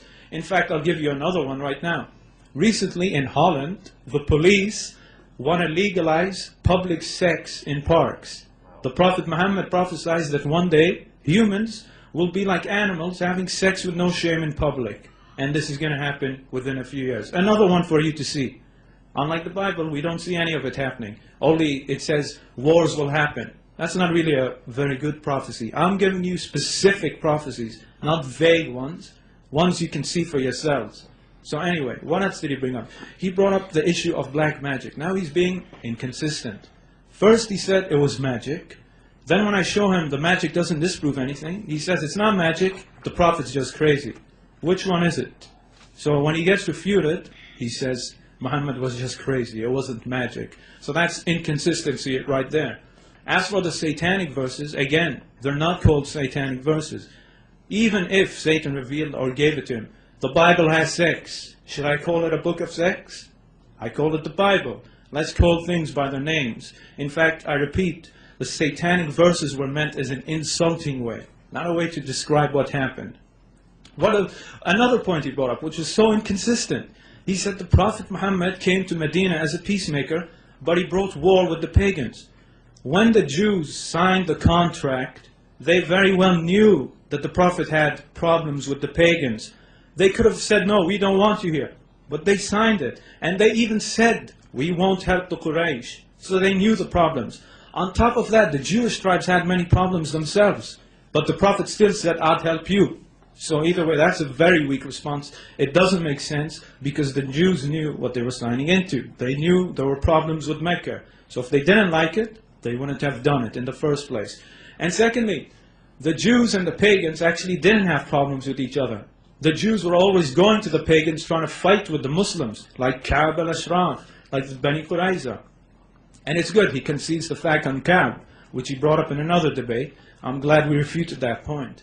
And then he tries to appeal to your emotions. Oh, Abu Affaq was 100 years old. So what? Your Bible says old people will go to hell if they don't accept Jesus. A few years ago, a Palestinian man named Sheikh Ahmed Yassin, he was killed with a rocket on his wheelchair in Palestine. And they said he was planning all these terrorism attacks. He couldn't even talk. Did anyone speak out against that? And I'm not trying to justify the man, I'm trying to use consistency. I didn't see any of you protesting about it. And you say what? Israel is the chosen people, and they killed a man in a wheelchair. So either way, his age means nothing at all. You insult God, it doesn't matter if you're 500 years old or 1,000 years old or 50 years old. You're going to get killed for it, and says your Bible. In fact, the Quran doesn't even say kill people for blasphemy. It doesn't say that. Your Bible does. And these men who were killed were not killed for simply speaking out. You can go read the biography by Muhammad Hayqan, and you'll see that these people instigated violence. They didn't just trade back and forth poems. In fact, he refuted himself. He said the Jews and the Muslims always used to write poems against each other, which is true. Then why weren't all those Jewish poets, which were in the hundreds, why weren't they all killed? That doesn't make sense. And then he's being inconsistent again. He says, when I bring up miracles of the Prophet, these came 200 years later. Wrong. You can find all of these in Ibn Ishaq's book, which you also called in your last book, in your last debate, the earliest source. I quoted you from Ibn Kathir about the eye, which he got from Ibn Ishaq. So he even verifies Ibn Ishaq. But now they play the double standards. When I show them a miracle, they'll say they made it up. But then they'll go to the same source to use it. And when they get refuted, they'll concede the fact and say, okay, it's something else. Which is what we're seeing right now. What other points he brought? What other points? Oh, again, with the right hand captives. Did he refute anything? Did he refute anything of what I said? He brought up again, appealing to your emotions. What if she doesn't want to have sex with you? Well, you don't have sex. It's as simple as that. I gave you the hadith that says, treat them like your brothers. Do you rape your brother? Unless you're sick, you won't do that. So again, it says, don't rape them or anything. So if they don't have sex, you don't have to have sex. Where did anyone say you have to have sex with them? And then he brought up the other point. He brought up the hadith where the Prophet's companions saw a beautiful woman and they said, can we perform azl with you? Which is taking the penis out before the erect, or whatever, I can't say it here. But either way, the hadith doesn't say they performed it. They were just asking. The hadith doesn't go on to say they actually did it. They were just asking. So again, another assumption without the proof. What else did he? There's not many points really to refute. The prophecies, he didn't refute it. The miracles, he didn't refute it. In fact, he brought up another bad point. He said, the pagans accused the Prophet of performing no miracles. He forgets to mention that the Quran responds to them and says, didn't the same people, not only the pagans, the Jews as well, the Quran refutes the Jews and tells them, wait a minute, didn't you tell that to Moses as well? So that's a rebuttal to you. Even when he does perform the miracles, you still reject it. And I agree. People used to come to the Prophet and say, give us miracles. And he said, I'm only a warner. Do you know why he said that? Because his mission was not to come perform miracles every day for you to convert. That's the way of the Antichrist, says your Bible. He'll come fool you with all these miracles and wonders. So even if I concede that fact, which I don't, let's assume that the Prophet had no miracles. That's a good thing. Because even his own Bible says, false prophets will perform mighty miracles. So that doesn't refute anything. He just proves Muhammad is a prophet if he believes that. He can't have his cake and eat it. What other points? There wasn't too many. Again, another point he brought up, Asma bint Marwan. He said she had her baby in her arms. Okay, was that baby harmed? Was that baby tortured? Was that baby killed? Nothing happened to that baby. The baby was taken off. Maybe it seems a bit bad and too graphic, but at the end of the day, she was instigating violence, and that's the way it goes. We don't have to bring up the Bible for violence. And again, you have to be consistent. It's not two-quote fallacy. You're a Christian, what do you stand upon? What do you stand upon? Upon the Bible. So if you stand upon the Bible, judge us by the Bible. And then what about doctrine? I don't need to remind all of you. What's the first commandment? What is it? God is one. That's the most important commandment. I don't see the first commandment saying, God will die for our sins. Does it say that? Not at all. In fact, the second commandment says, don't make any graven images of God. What do Christians do? So that doesn't make any point at all when you go to the church and you see all the graven images. So you can't say you're being consistent on doctrine. So it's not cherry picking anything. And what did Jesus say? When a man came up to him and said, what's the most important commandment? He didn't say, worship me. He could have easily said, I am your God, worship me. What did he say? He said, thy Lord God is one, referring to someone else. So the doctrine is the same. In fact, I want you to go show me any Jew who believes in the Trinity or anything. Or show me where the Jewish prophet said God is 3 in 1. They all said God is one. That's what the Prophet Muhammad taught. That's what they all taught. God is what? One. Not 1 in 3. It would have been very easy to say that. So I haven't said that. Nothing's been refuted. The answers on my prophecies were very weak. He just tried to skip them away, which isn't true because there actually were no high towers. Again, go to Dubai. Just 50 years ago, they only had tents everywhere. Are those tall structures? I don't think so. He wasn't referring to Syria or Persia. He was referring to Bahrain, Saudi, Qatar, UAE, who had no buildings at all. They just had tents. So again, I don't really know what I'm supposed to refute now. I think those were all his points. Actually, I'll respond to one point which I couldn't before, about Aisha. You remember he brought up Aisha. Again, in the Bible, I want you to show me where the age of marriage is. It's not there. I quoted his own colleague who said the age of marriage in the Bible is at what? Puberty. Now, there's a big problem when people look at the Prophet Muhammad's marriage with Aisha. Yes, she was 9, but it was a legal marriage. Her parents gave her to him, and Aisha used to love the Prophet. She even became a teacher of Islam. Does this sound like a victim to you? Please, don't impose what happens in your culture, where 50-year-old men kidnap little girls and put them in dungeons with the great Prophet Muhammad. That in itself is a straw man. So when you have a problem with this marriage, it's because of what your own culture and society has done to little girls. In fact, just 100 years ago, the age of marriage in the West was 9 years old, 12 years old. Were all your great ancestors pedophiles? Are all the non-Muslim Asian countries who still practice young marriages, are they pedophiles? Are you going to call everyone pedophiles and the West is good? We need some consistency, please.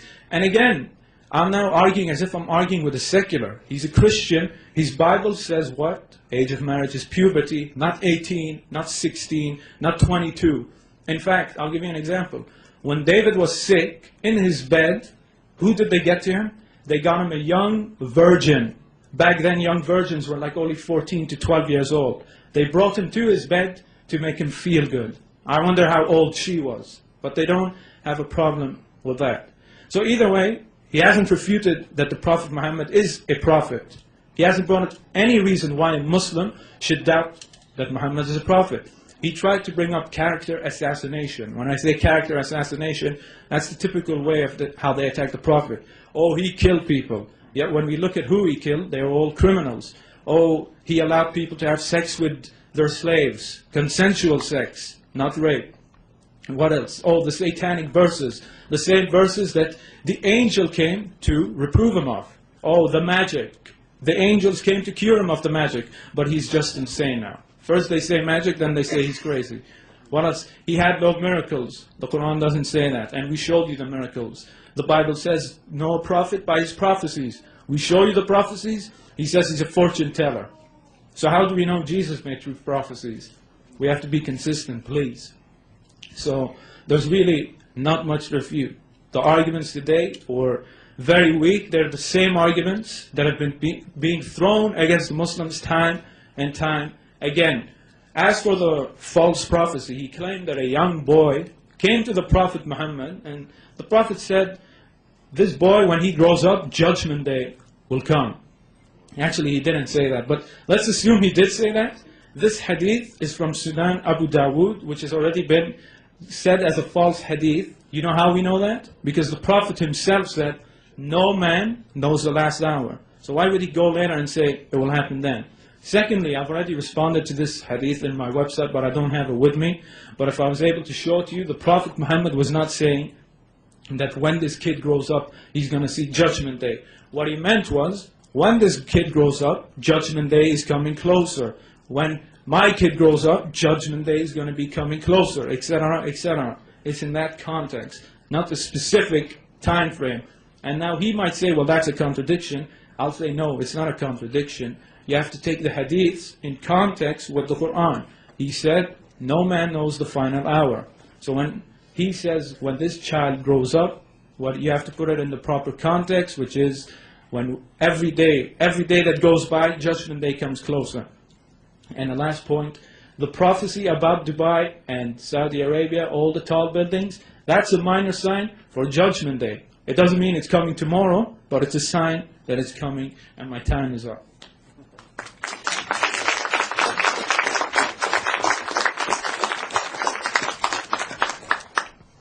At this time, I'd like to thank both speakers for exhilarating discussion, fabulous presentations from the both of you. At this moment in the debate, we will go to the crossfire section. This is where both candidates will crossfire each other for 3 minutes each, and we'll do that for 5 rounds. And I believe, Mr. Wood, you will be setting off the crossfire. Thank you.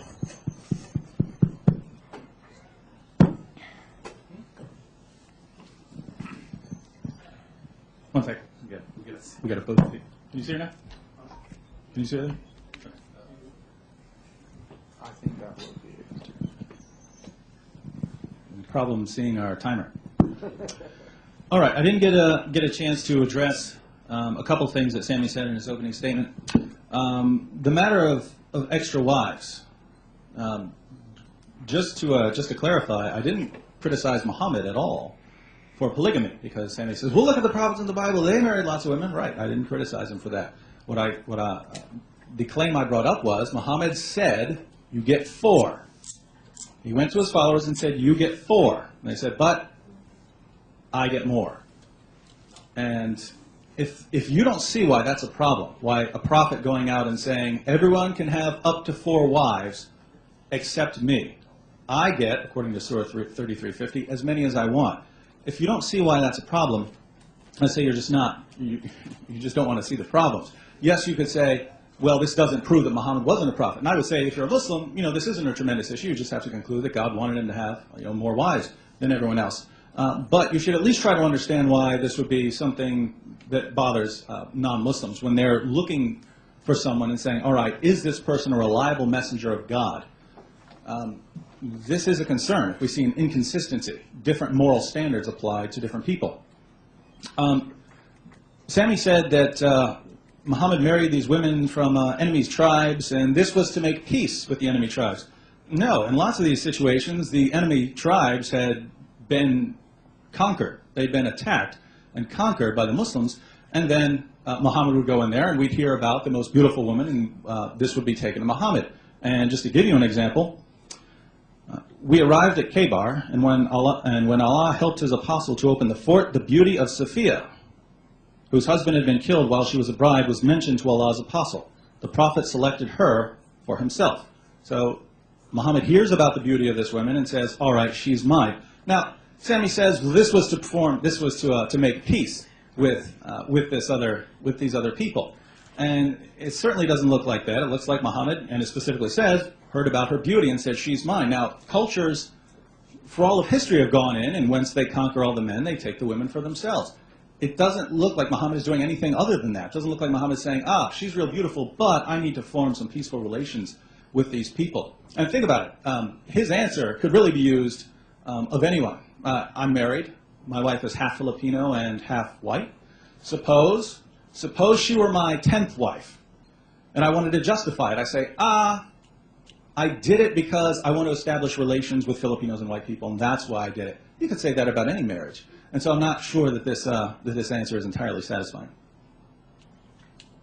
Thank you, Mr. Wood. Okay, if you can hear me, good, or too loud. He actually brought a good point, which actually can backfire against him. Notice I said when Muslims, or when the Prophet marries into a family, they become one in alliance. Say the Prophet Muhammad conquered the people, they became under his control. When he marries Safiya, that means that the slaves become the family and they become free. So that can be turned against you. That now these people under his control are part of his family, so they're all one together. So even if I want to assume you're right, it still backfires against you. So again, there's no conveniency. In fact, let's look at what Safiya said about the Prophet. Here is from the wives of the Prophet. This is what happened. Safiya moved to the house of the Prophet. He loved, appreciated, and honored her to the extent that he made her say, "I've never seen a good-natured person as the messenger of Allah."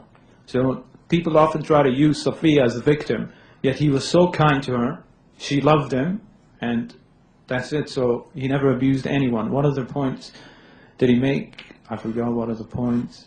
So, oh yeah, about the conveniency, I responded to that. I told you the Prophet had to perform prayers we don't have to do. He had to perform fasts we don't have to do. The Prophet, in the beginning, in the first 13 years, if you know, the pagans put a boycott on the Muslims. They completely boycotted them. Don't give them food, don't sell them anything. The Muslims were going so hungry. Whatever food they used to have left, the Prophet used to give it to them. He used to even leave the least for himself. How convenient does that sound? That even while he's starving, he's giving it to other people instead to eat in his place. He suffered more than any of the Muslims did. Through the oppression, people used to chase him with stones until his feet was bleeding. Does that sound convenient to you? Even when he went to Medina, the Jews, he was the #1 target. How does that sound convenient to you? If it was convenience, he would make all the responsibility to someone else, not on himself, but he puts all the burden on himself. He puts the pinpoint target on himself. How's that conveniency? He went through the most hardship out of anyone. He was rejected and kicked out by his own people. His own people conspired to kill him. Does that sound convenient to you? In fact, this brings a good point. The pagans came to the Prophet Muhammad and they told him, if you accept our gods, we'll make you a king. We'll give you all the money you want. If it was about conveniency, why didn't he just say yes? Why did he say no and go through all the hardship? So that right there just refutes you. If someone came up to me today and said, I'll give you all the castles, kings, and gold money, and I say no and go through hardship, and I get success later, is that conveniency or hard work? See, they always try to twist it. If someone gets success or good results, it's convenient, and my time is up. All right, Sami, I'm not sure you entirely understand my position. My view of Muhammad is that you could look at many, many things in Muhammad's life and conclude that he was a very moral person. Before Muhammad ever began receiving revelations, he was very well respected and so on. He was known as Al-Amin. So I'm not saying Muhammad is intentionally coming up with all kinds of revelations to justify his behavior. He's not sitting down there, now what can I come up with for myself next? No, I believe Muhammad sincerely believed that he was a prophet of God. And so if you say Muhammad got revelations telling him to do extra prayers, we know Muhammad liked prayers. This doesn't surprise me that he would put extra tasks on himself. He did this before he was a Muslim. So I'm not saying everything Muhammad said was just out of convenience. What I'm saying is that certain things seem problematic, certain revelations. Aisha herself in Sahih al-Bukhari said Muhammad liked 3 things of this world: perfume, food, and women. She said he got perfume and women, but not much food. So this is Aisha herself saying Muhammad liked women, and so I'm not criticizing him for that. I like women. So what I'm saying, all I'm saying is that we know Aisha said Muhammad liked women. The text we have, al-Bukhari and so on, say Muhammad went in, they conquered these people, he heard that a woman was exceptionally beautiful. You look at all this and say, no, Muhammad was just concerned for Islam, he was just concerned about bringing peace to the people, and that's not what I see. That's not what I see in these sources. And so that looks like a revelation of convenience. And if he wanted to establish peace with these people, that was very easy. Give this woman to some other Muslim who needed a wife. Muhammad didn't. He had several already. And so this looks like a revelation of convenience. And think about Zayd. Think about the issue of Zayd. The Quran, according to the Quran, Muhammad had to marry. Muhammad had to marry Zainab in order, and here's the justification of the Quran, in order that people may know that there's no problem marrying the divorced wives of your adopted sons. Think about that. The Quran gives, Muhammad, you've got to go out and marry this woman. Why? Because people have to learn that it's okay to marry the divorced wives of your adopted sons. Well, who struggles with that problem? What's the emergency? I don't know anyone who's ever struggled with that problem. And so Muhammad gets this revelation, Muhammad, you've got to marry this woman, which, as we saw in the sources, he was attracted to. And so Muhammad's attracted to this woman. She's one of the most beautiful women around. Muhammad wants to marry her, and then he gets a revelation saying, you've got to do it, but Muhammad, it's really for the people so that they can know that it's okay to marry the divorced wives of their adopted sons. I do want to move on to other topics, so I don't want to keep talking about the wives and the women and so on. I'll just point out here that this looks awfully suspicious. Right. Okay, just because it looks suspicious or you think it's suspicious doesn't mean there's something bad. Again, that's your assumption that because he is a false prophet, you see everything he does is supposedly to convene himself or conveniency. I already showed you before, he could have gotten all the wives he wanted to in Mecca. Why did he say no? So if it's about conveniency, he would have done it there. So I don't get the conveniency point. It doesn't work at all. There were so many points in his life which were very inconvenient for him, and he had the chance to get all the convenience that he wanted to with the pagans. He said no. But then when good things happen to him, when he marries a beautiful lady, they always try to twist something normal and say, oh, look how convenient that is.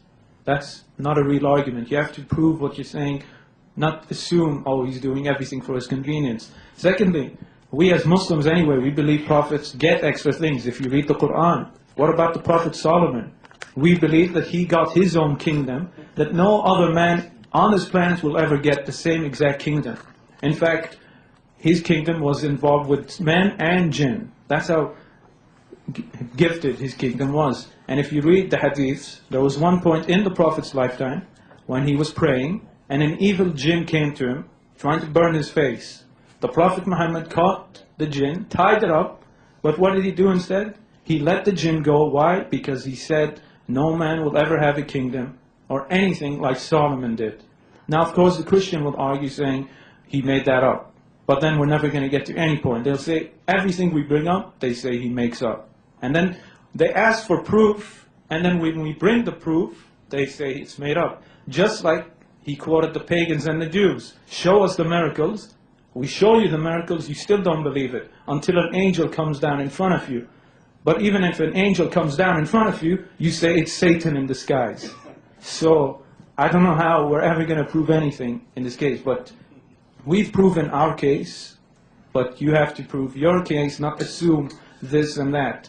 I've showed you crystal clearly that there is no such thing as the Prophet getting convenience. If he wanted to, he could have done it in Mecca. Why does he have to wait all the time, 13 years later, 15 years later, get abused, go poor, everything? That doesn't make any sense at all. If he wanted the conveniency, he'd get it before, not after. So that doesn't make sense. You can argue that you're not saying he always wanted conveniency, etc., but that doesn't make any sense because you're arguing about woman. He could have gotten all the woman he wanted in Mecca. Why didn't he do it then? So I'm sorry, there is no such thing as him getting married for all this conveniency, etc. And secondly, he actually did bring peace to the Arabian Peninsula. Before he came, they were all fighting with each other. But after, there was all peace. They were all united. When he went to Mecca, he didn't even kill them all. And my time is up. All right, I do want to move on from the issue of women because lots of other things to discuss.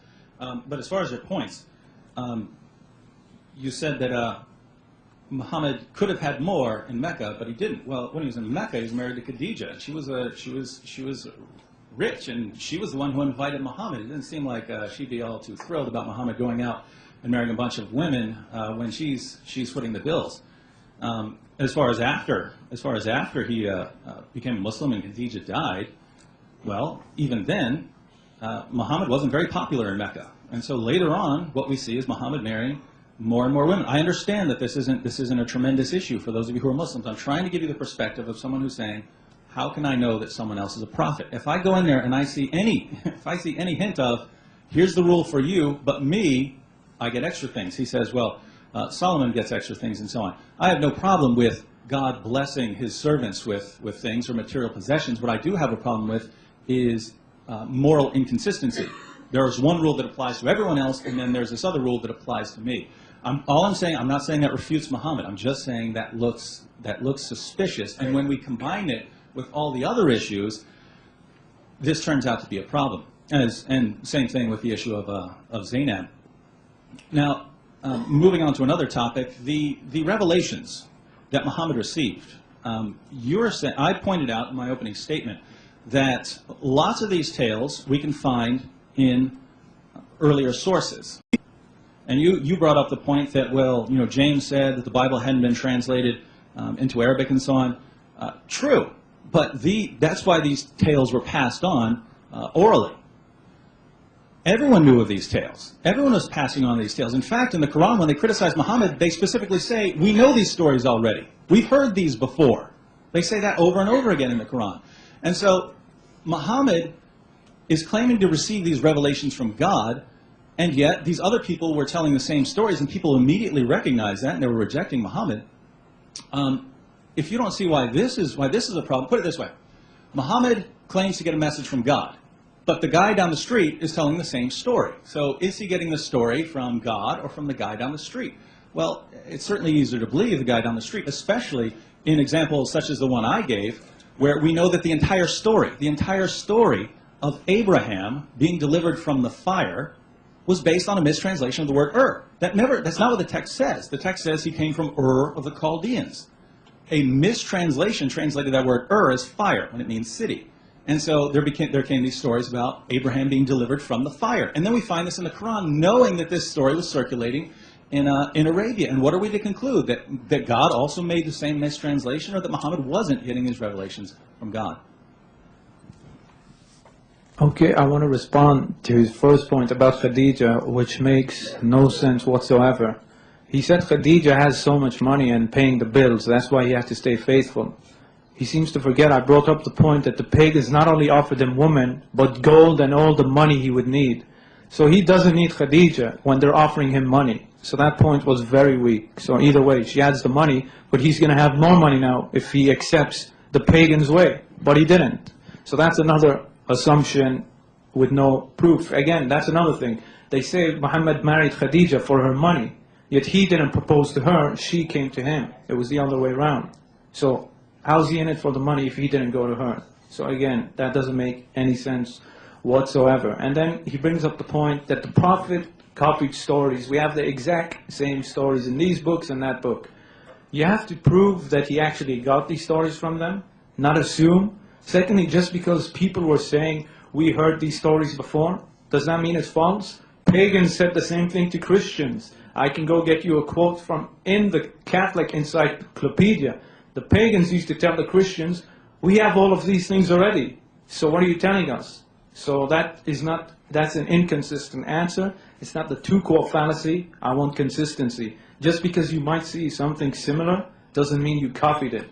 Secondly, if you go read the Gnostics, all these books which they claim are the exact same stories, when you read the stories, they're actually not the same at all. In fact, what we can say is that these stories have some truth in them, but they're so corrupted that they mix everything up, and what the Quran has is the restoration of the true events. So again, you have to prove he got these old stories, and number two, even if you do, which you can't, they're not even the same stories. If you go read the books which he's talking about with these stories, they don't match up to anything. So, and again, they say the same thing about your faith. So we need consistency. If you have a problem with that, then you should have a problem with your own faith. But now you're going to say, no, that's different. How is it different? If the Prophet Muhammad is false on this, therefore your Bible is false. And again, that's not the two-quote fallacy, because I want to make sure I keep saying that in case they say I'm just trying to answer by attacking them. Remember, they're Christians. They judge the Prophet Muhammad by what? By the Bible, by the same standards of the Bible. So if we find the same arguments against the Bible, which can be thrown against it, it should be applied to them. They can't use double standards. So either way, we can throw it back more forcefully against you. Would you accept your Bible is false now because many people had similar beliefs as you? The pagans said you have the same beliefs as us? You're going to say no. and I'm going to say no to your argument, so therefore we're at a stalemate, and you don't disprove anything, while my prophecies, miracles, and doctrine still stand. So you see, this is a weak argument which goes nowhere, and my time is up. All right, just to clarify the comment about Khadijah, I didn't say Muhammad married her for money. And if you ask for my opinion, I think that was a great marriage, a very happy marriage, and I have no objections to it. The only point I was making was Khadijah wouldn't have been happy with Muhammad going around marrying extra wives, and she did have some authority there.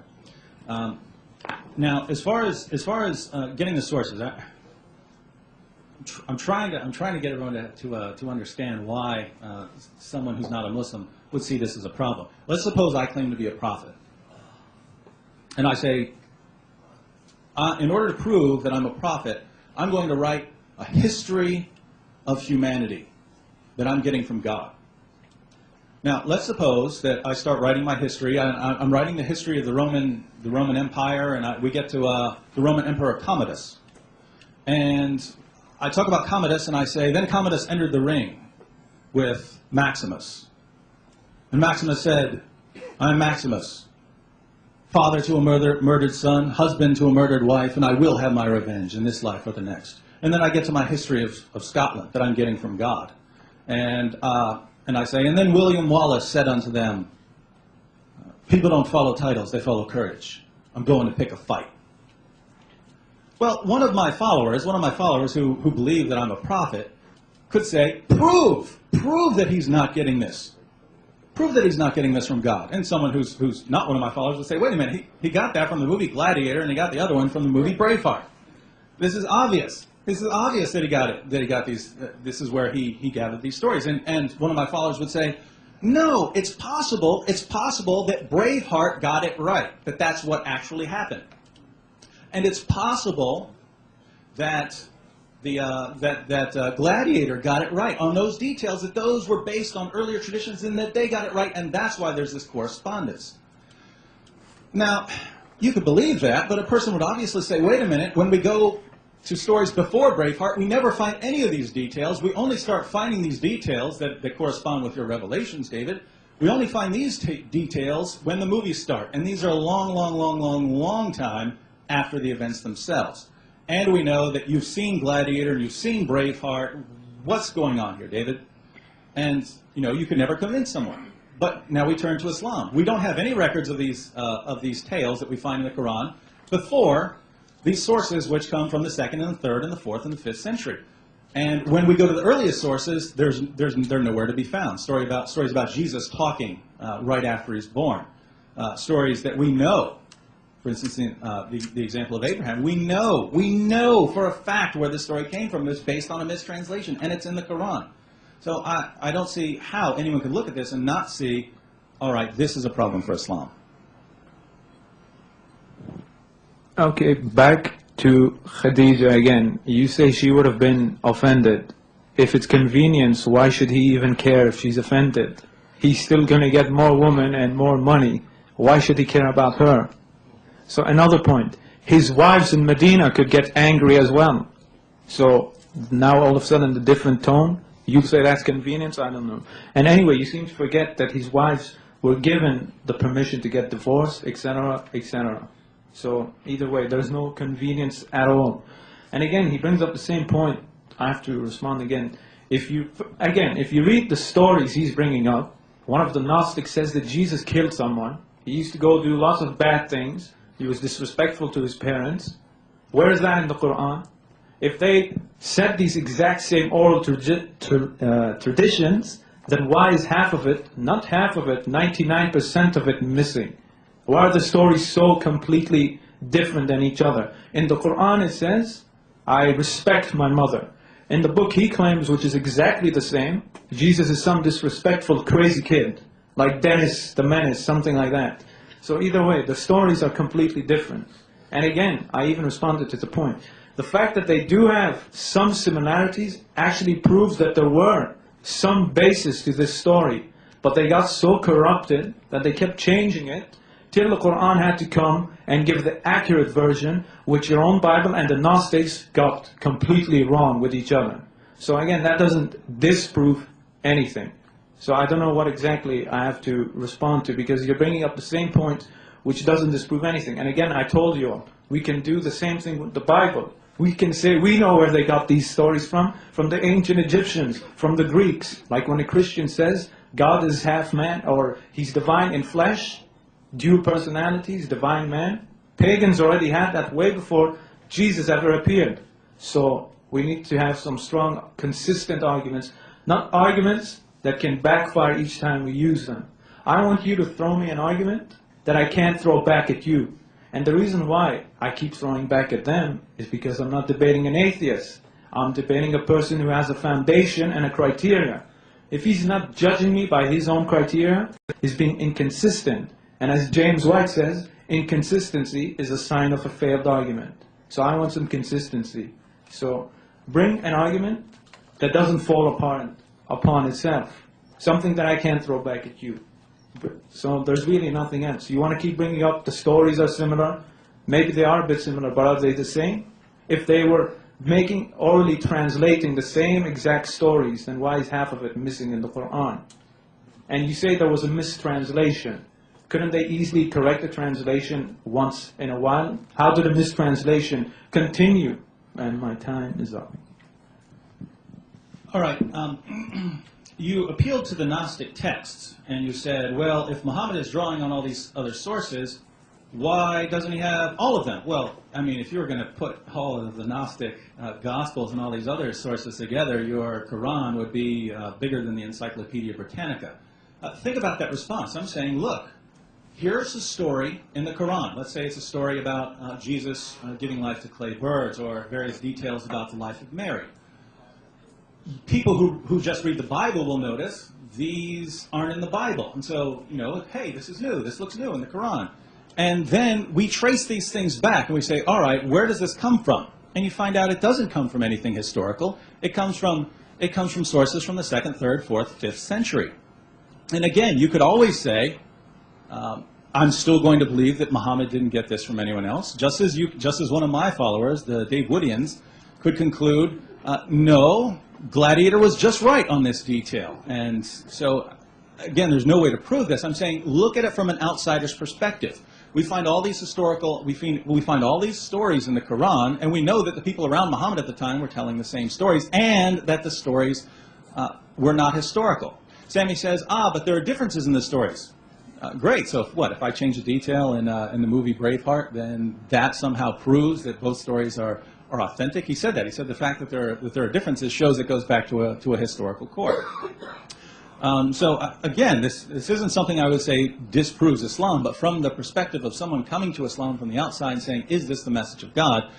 This is a problem, especially with the issue of Abraham. Sami, I don't think you understood the issue. This went into the Targum, which was the Aramaic translation of the Old Testament. And this got passed around, this story about Abraham being delivered from a fire. That was a mistranslation. The passage actually said Abraham was delivered from Ur of the Chaldeans. So the mistranslation said Abraham's delivered from a fire. So then this story gets passed on. Everyone's going through with this story about Abraham being delivered from the fire. And it eventually goes to Arabia. The Jews are circulating the story. This is popular. There were these Jews around Muhammad passing the story around. And in the Quran we find God delivered Abraham out of the fire of the Chaldeans. Now, how much clearer do you have to be? How clear would the example have to be? If we know the origin of a story, we know for a fact the story doesn't come before that. We know it has nothing to do with history. It has everything to do with a mistake. And if we know this is based on an entire mistake, and then we find it in the Quran, how in the world can you just pass it off and say, no, that's not a problem? I think it is. You also said, well, various beliefs of the Christians can be shown to have existed before them. I'm not talking about beliefs, I'm talking about stories. I mean, yes, lots of people throughout history believed in God. I'm not talking about the beliefs. I'm talking about the stories, and that's what seems to have been copied. Go ahead. Okay, David actually answers his own question at the end. He said, yeah, the same beliefs existed, but not the same text. But what did he earlier say? He said, yeah, the Gnostics are a bit different than the Quran because the Prophet changed them. Exactly, your beliefs, you just changed the name from Zeus or something to Jesus. So the same thing can be thrown back at you. So either way, again, I'm going to say the similarities doesn't refute anything. And even the story you bring up about the mistranslation, they're not even the same or identical. They're completely different. And again, you have to show us where the Prophet went and got these same oral stories from the other people, etc., etc. All we have now is assumptions. He's saying they're the same stories. Go read the books he's talking about. You see they're not the same. And I didn't say bring all the Gnostics. We're only talking about the infancy Gnostic. If you go read that book, it's completely different. And now David's being inconsistent. He first said the Prophet is sincere. If the Prophet was sincere, why would he change stories? If someone's sincere, they don't change the story. They pass it along as it is. So why didn't he pass the story on as it is in the Gnostics? Why would he change it if he's sincere and if he believed he was a prophet? He would have kept the stories identical because he believes they were 100% true. He wouldn't have to change it. So the fact that there is a change shows that the Gnostics and the Bible, the one we have today, got all the stories completely wrong. They only have fragments of it mixed with the corruption, and the Quran is here that talks about what is the truth. So it's not a bad thing for Muslims to see some of these similar stories in the past. They just prove to us that there is a basis to these stories, but the other books completely twisted them around until they don't know where the truth is. And again, if he's going to change them, that means he's not sincere. If he believed he was a true prophet, he would have simply kept the stories the same. But anyway, none of this disproves anything, by the way. This is now a completely different topic. This has nothing to do with disproving if he's a prophet. When we debate if Muhammad is a prophet, we look at his character, what he did, how he lived, etc.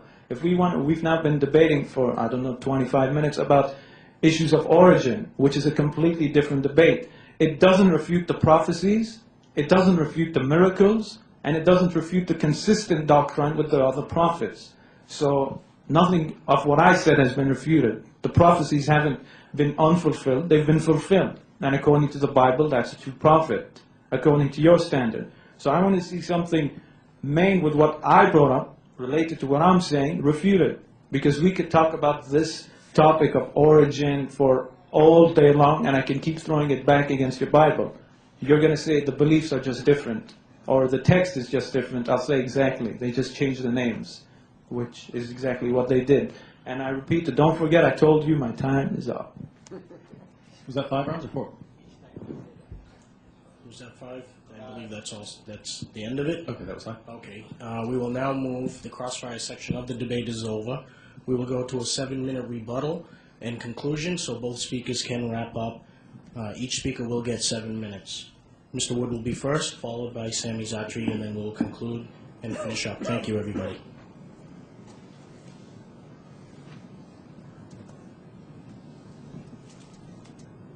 All right, tonight Sami has argued that Muhammad was a prophet of God. And he seems to assume that it's the job of the negative position to prove the negative. For instance, I would have to prove that Muhammad was not a prophet. Until then, we should assume that he was, based on some references saying Muhammad built large buildings. I mean, Muhammad predicted that people would be competing to build large buildings. I'm not sure that qualifies as proof that Muhammad was a prophet, and yet Sami still seems to think that that would be my job, to prove conclusively that Muhammad was not a prophet. That's not how it works. You're making thousands of people throughout history have claimed to be prophets. We have to be very careful about who we listen to. If we're not careful, we're going to end up with some bad information about God. We're going to end up not worshiping God in spirit and in truth. And so we have to be critical, especially when we see Muhammad coming along and having differences with previous revelations and so on. So we have to be careful here, and we ask, all right, how can we know that Muhammad is a prophet? And we saw all kinds of problems. First, there are historical problems. Muhammad said that Jesus wasn't killed and wasn't crucified, for instance. History shows that Jesus was killed and was crucified. Muhammad tells us stories that are remarkably similar to stories that we find in known forgeries and other historically inaccurate accounts. Sami says we have to prove that Muhammad got these. Look, if the only source of these stories is these forgeries, and we know that these were circling in Medina and so on among the Jews, and Muhammad tells these stories, which we know cannot be historical, That's a problem. That's a historical problem. You could say, well, you know, it doesn't conclusively disprove Islam. I'm not saying it does. I'm saying it's a problem. Especially when we consider the examples like the account of Abraham being delivered from the fire, which again was based on a mistranslation of the word And I would say that the entire Muslim apologetic approach to history has some problems, but no time for that now. Second, there are philosophical problems.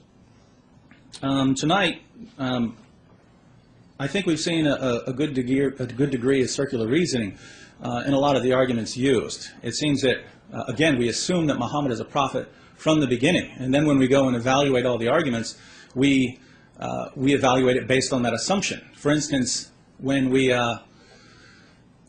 consider Muslim doctrine, he appealed to doctrine. He said, but Muhammad was consistent with the first commandment and with the second commandment. Great, but the original claim you made was that Muhammad was consistent with all the former revelations, all the former messengers.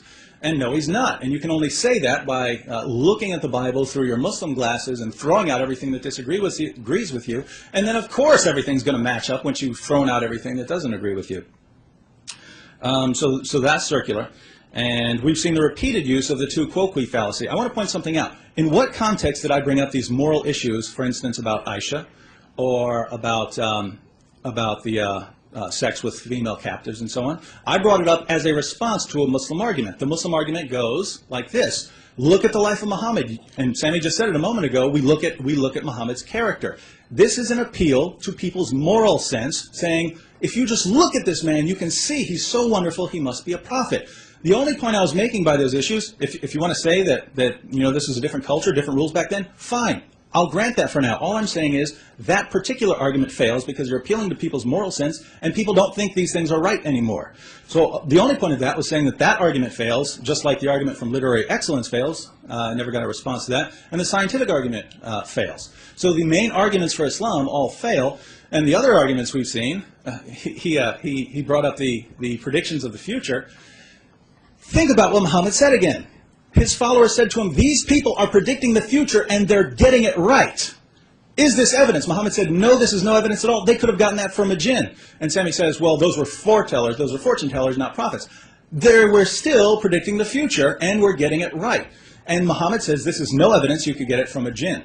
So even if Muhammad had predicted the future, according to Islam, according to Muhammad, that would not be evidence at all.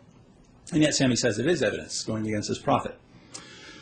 Third, there are spiritual problems. Muhammad's first impression of his revelations was that he was demon-possessed.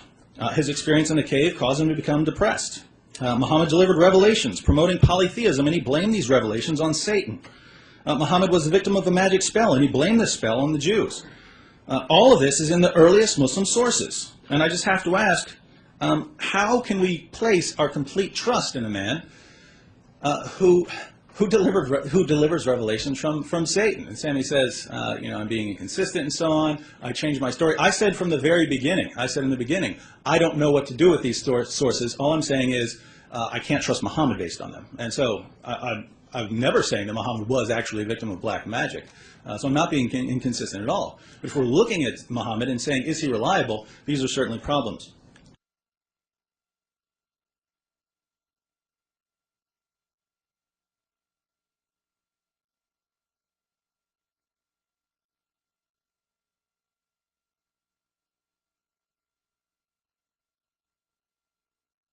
From the beginning. And then when we go and evaluate all the arguments, we evaluate it based on that assumption. For instance, when we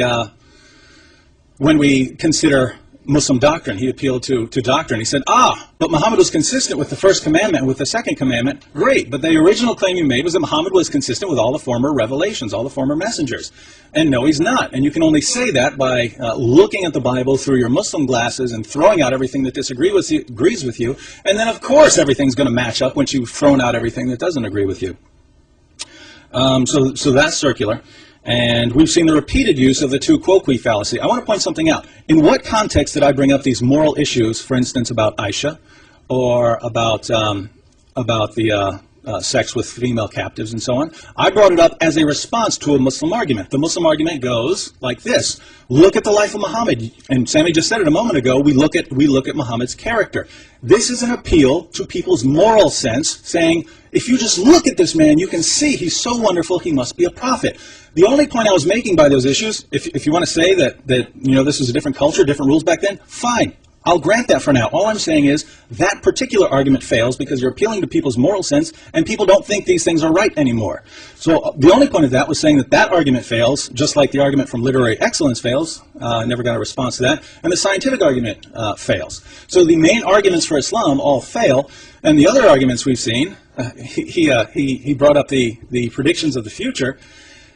Think about what Muhammad said again. His followers said to him, these people are predicting the future and they're getting it right. Is this evidence? Muhammad said, no, this is no evidence at all. They could have gotten that from a jinn. And Sami says, well, those were foretellers, those were fortune tellers, not prophets. They were still predicting the future and were getting it right. And Muhammad says, this is no evidence, you could get it from a jinn. So even if Muhammad had predicted the future, according to Islam, according to Muhammad, that would not be evidence at all. And yet Sami says it is evidence going against his prophet. Third, there are spiritual problems. Muhammad's first impression of his revelations was that he was demon-possessed. His experience in the cave caused him to become depressed. Muhammad delivered revelations promoting polytheism, and he blamed these revelations on Satan. Muhammad was the victim of a magic spell, and he blamed the spell on the Jews. All of this is in the earliest Muslim sources. And I just have to ask, how can we place our complete trust in a man who delivers revelations from Satan? And Sami says, I'm being inconsistent and so on. I changed my story. I said from the very beginning, I don't know what to do with these sources. All I'm saying is I can't trust Muhammad based on them. And so I'm never saying that Muhammad was actually a victim of black magic. So I'm not being inconsistent at all. But if we're looking at Muhammad and saying, is he reliable, these are certainly problems. So we've seen all these problems, and also we could say moral problems, moral consistency problems, and the issues I've raised. I didn't raise them as a critique of Islam. I raised them as a response to a particular argument, the argument for moral excellence. And by the way, I would reject that argument if a Christian came up and said, you know how we know that Christianity is true? Look at the various rulings in the Old Testament. I would say that's not going to work with anyone. Get rid of that. You better come up with a better reason for that, why people should believe. And so this is the context. I'm being completely consistent in how I apply my principles. And what evidence have we seen to outweigh all these problems? Scientific insights, that's the standard argument. But we've seen there are multiple problems with this. And if we're going to make scientific accuracy the criterion of truth, then that doesn't go well for Muhammad. And so we have the fulfilled prophecies, according to Sami, which again I thought were remarkably weak, but even so, Muhammad said they're not evidence. We have the doctrinal consistency, which again was circular. And so what evidence have we seen for Islam? Claiming that someone is a prophet or God's last and greatest prophet is a very serious claim. And saying, well, he said that there were going to be buildings, what in the world? Especially when he said, no, that's no evidence. He himself said that. So these are all problems, and so I just say, I think all of my arguments that I made at the beginning are still standing, and I haven't seen any convincing argument for the prophethood of Muhammad, and so I can still say with a clear conscience, Muhammad was a false prophet.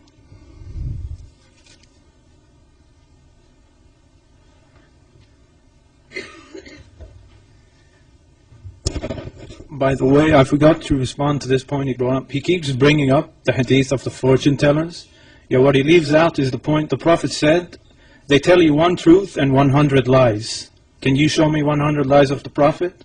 You've had 1 hour and a half and we haven't seen one false prophecy.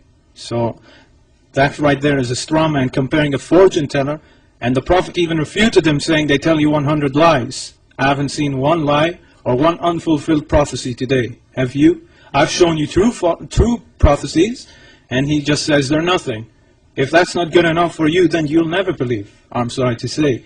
Then you want us to believe your prophecies, which are completely vague. I'm giving you crystal clear prophecies. Then you bring up a hadith, which you don't even quote properly, to try to disprove it, about fortune tellers who you go pay $1 to, and where you go find your tabloid papers. So you're comparing prophets with tabloid papers. Is that how we're getting responses today? I give you a prophecy, you say he's a tabloid man. How could a tabloid man change the world to 1.6 billion men today? How could he change the Middle East from paganism to monotheism? Does that sound like some guy you go to from in a box and he gives you some gossip? Let's be consistent. Other points. I brought you the miracles. None of it was disproven. Again, the doctrine. Why do I appeal to the doctrine? Yes, many Jewish prophets came. But what doctrine did all Jewish and Israelite prophets stay to? The most important one was the first commandment.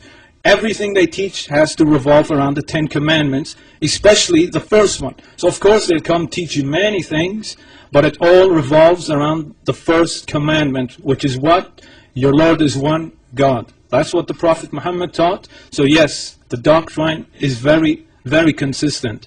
And then he brings up very weak points. First of all, I wasn't the one arguing for morals. He brought it up saying I was going to do it. When he brought it up, I brought it up for 2 minutes only. But that was never my intention. But then he disproves Christianity and his own Bible. Notice he says it would be inconsistent to go tell someone, look at the morals of the Bible. What? Are you telling me I can't go learn morals from your Bible? You just disproved your own Bible and why I should never become a Christian. Thank you. So I can confidently say, yes, the Quran has morals. You guys say it's immoral. Based on what? Based on secular law. So why are you Christians? So you just disproved you're a Christian. You just proved you follow secular law. He even said, by our standards today. Whose standards? Seculars? I'm not a secular. I put my faith in God's book. Just as your Bible says you should. So you're not even appealing to your own Bible. You want me to believe Muhammad is false and accept Jesus as the Christ, yet I can't take morals from your book. How does that work? So why should any of you tonight reject Muhammad and become a Christian? I want you to remember, I'm debating a Christian. His job is to convert us to Christianity, as Jesus says.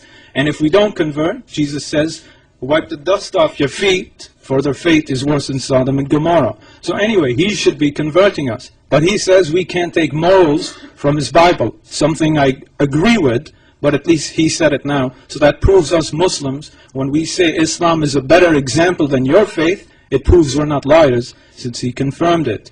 So we saw the character assassinations of the Prophet. Each one failed. The Prophet never unjustly murdered anyone. Each one crumbled upon itself. He tried to say the Prophet married out of convenience. It doesn't make any sense. In Mecca, he could have been richer than anyone. He could have had 300 wives like David, but he didn't. So there is no convenience at all.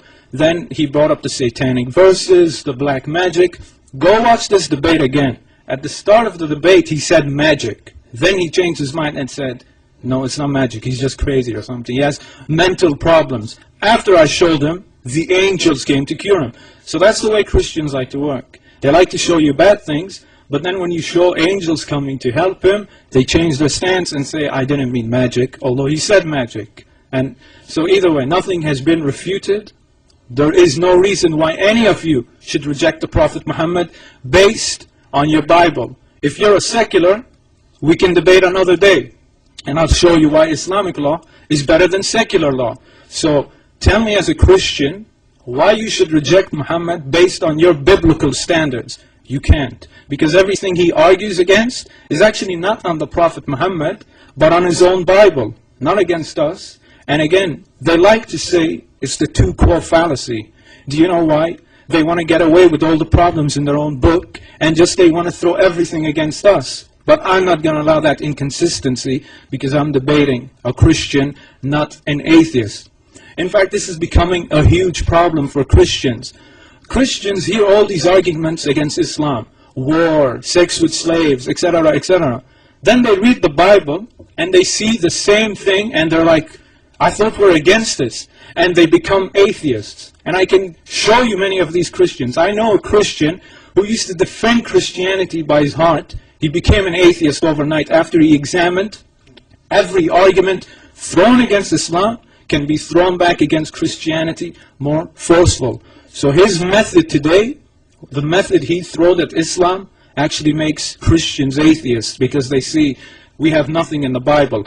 Everything we argue against is in our Bible. I don't have to do that. I'm proud of my book. I say morals come from it. I say there's nothing wrong with it, and I say there's no reason why you should reject it. You haven't given me one single reason to reject it. So I've shown you the prophecies, the doctrine, the miracles, everything. Did he refute anything? He brought up the hadith, fortune tellers, which say 100 lies and one truth. He didn't bring up a false prophecy. So we've proved today that Muhammad is a prophet. No proof was given that he wasn't a prophet. Nothing at all.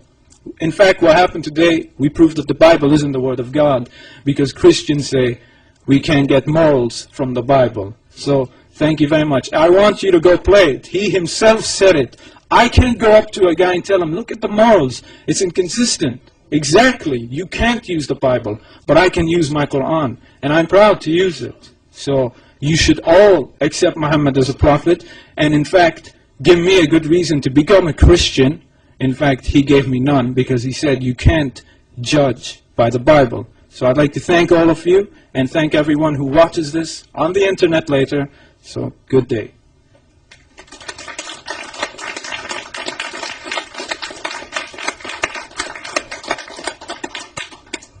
We've now come to the conclusion. I would like to thank everybody who joined us today, and I'd like to especially thank both of our speakers for excellent presentation. We will have short question and answer session. I know time is limited, so if Nabil, if you want to go over how we're going to run the question and answer, please feel free. Thank you very much, and assalamu alaikum wa rahmatullahi wa barakatuh. I'd like to go ahead and pose this to the audience. Since the next debate starts in an hour and 40 minutes, how about we just hold off on questions until that debate, and then we'll all four be up answering questions. Is that all right?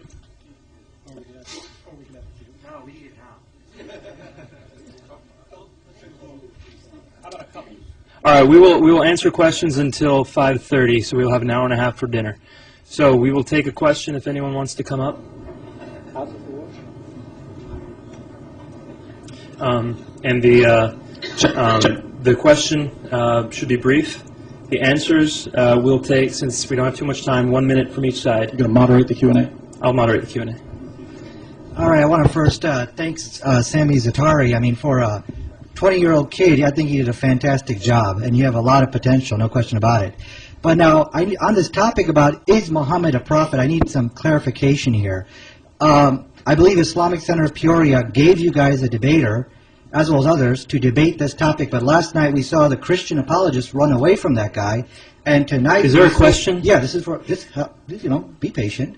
We don't have time. We have 10 minutes and we have 10 people behind you. Tonight we're seeing David Wood debate a kid, a high school or a college kid. So my question for you is, can you see from a Muslim perspective how silly you look doing this? Sami is very popular. He hasn't done a public debate. David, I would ask you to refrain from answering that question. It wasn't a question, and now acts like that are going to exclude you from question and answer sessions in the future. I do want to say one thing. Nadir, I will debate on the Prophet of Muhammad. I'll debate anyone on the planet you can get. So, I'm open. And I would also like to respond that David is also a college student, so no, you're not responding. Next question, please. According to the teachings of Islam and the principles of Islam, we Muslims, we believe that there's only one God, and we believe in Jesus, and we believe in the Torah, the Zabur, the Injil, and we believe in Furqan, the Quran, as the same message. So, according to the book of St. Luke, chapter 24, verse 25, Jesus himself speaking, "O fools, and slow of heart, to believe all that the prophets have spoken." It says all that the prophets have spoken. And then the Quran comes right back and says, our same God says, "Make no distinctions between my messengers," meaning prophets.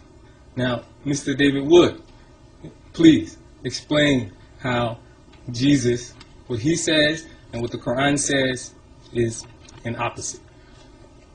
Well, you just said that you believe in the Torah and the Injil. I'd say where? Which Torah, which Injil? You have no clue what you're talking about with the Torah and the Injil, because they don't, according to the standard claims by Muslims, they don't exist anymore. The ones we have today have been completely corrupted. And so you're bringing up a quotation from Luke, and you said, we agree with the Injil. Well, the Injil that we have today says that God so loved the world that he gave his only begotten Son. It says that Jesus died for our sins.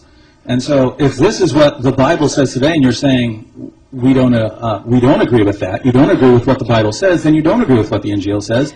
And again, you can only get around this by being circular and by presupposing that Islam is true. Sami, did you want to respond?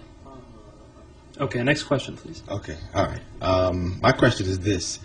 Could you please respond to your double standard and your hypocrisy, as you mentioned, as a Christian? The same, like you said, the same things that you throw at the Prophet, peace be upon him, about Islam, in your Bible, in Old Testament, and please don't use that's the Old Testament argument, because in Timothy, Paul says, all Scripture is inspired by God and useful for doctrine, reproof, etc. Okay? Based on that, then, your Bible talks about, in the book of Deuteronomy, the book of Numbers, wiping out everybody, men, women, and children. You criticize this incident with this woman, Asma, and that she was killed in front of her kids, yet your Bible condones the killing of the children themselves. So you can't get away, and please, again, don't use that's the Old Testament, because Paul said in Timothy, all Scripture is inspired by God and is useful for reproof. So could you please respond to this double standard? That was a lot. Can I get like 2 or 3 minutes for that? No, you got 1 minute. Sorry. I can't respond to it in 2. You got 1 minute. I'm sorry. Unless you want to give him your minute. Okay, so 1 minute each. Could we have 2 and 1? No, 1 minute each. 1 minute each. Come on, David. All right, as far as the inconsistency, I've never seen a Muslim on the planet who seems to have any desire to understand that Christians believe in different covenants. We have a covenant in the Bible with Adam. It's in the Bible. It's not a covenant that I'm under. We have a covenant with Noah. It's a covenant in the Bible. It's not a covenant, an agreement that I'm under. We have a covenant with Moses, in which case we have the Mosaic Law. It's not a covenant that I'm under. I am under the covenant of Jesus Christ. As far as Christians are told, we're told to love one another, to love our enemies, to pray for those who persecute us. That's how we're told to act. Now you want to say, well, don't bring up the fact that it's in the Old Testament. Why not? Of course I believe that this is inspired by God, but the problem for Christians when we talk about the Old Testament is, given the fact that in the revelation we're given, God is so loving and so kind, how do we account for these things, this violence and so on in the Old Testament? And it's certainly something very important, something to think about. But that's different from the problem that we find in Islam, which is your final revelation said, kill the infidels and so on. So we're not in the same boat here on this one. All right, go ahead. Okay, first of all, I challenge any Christian to show me where in the Bible it says don't kill women and children, New Testament included. He just said the Quran says kill the infidels, yet Muhammad on Abu Bakr used to say don't kill women and children.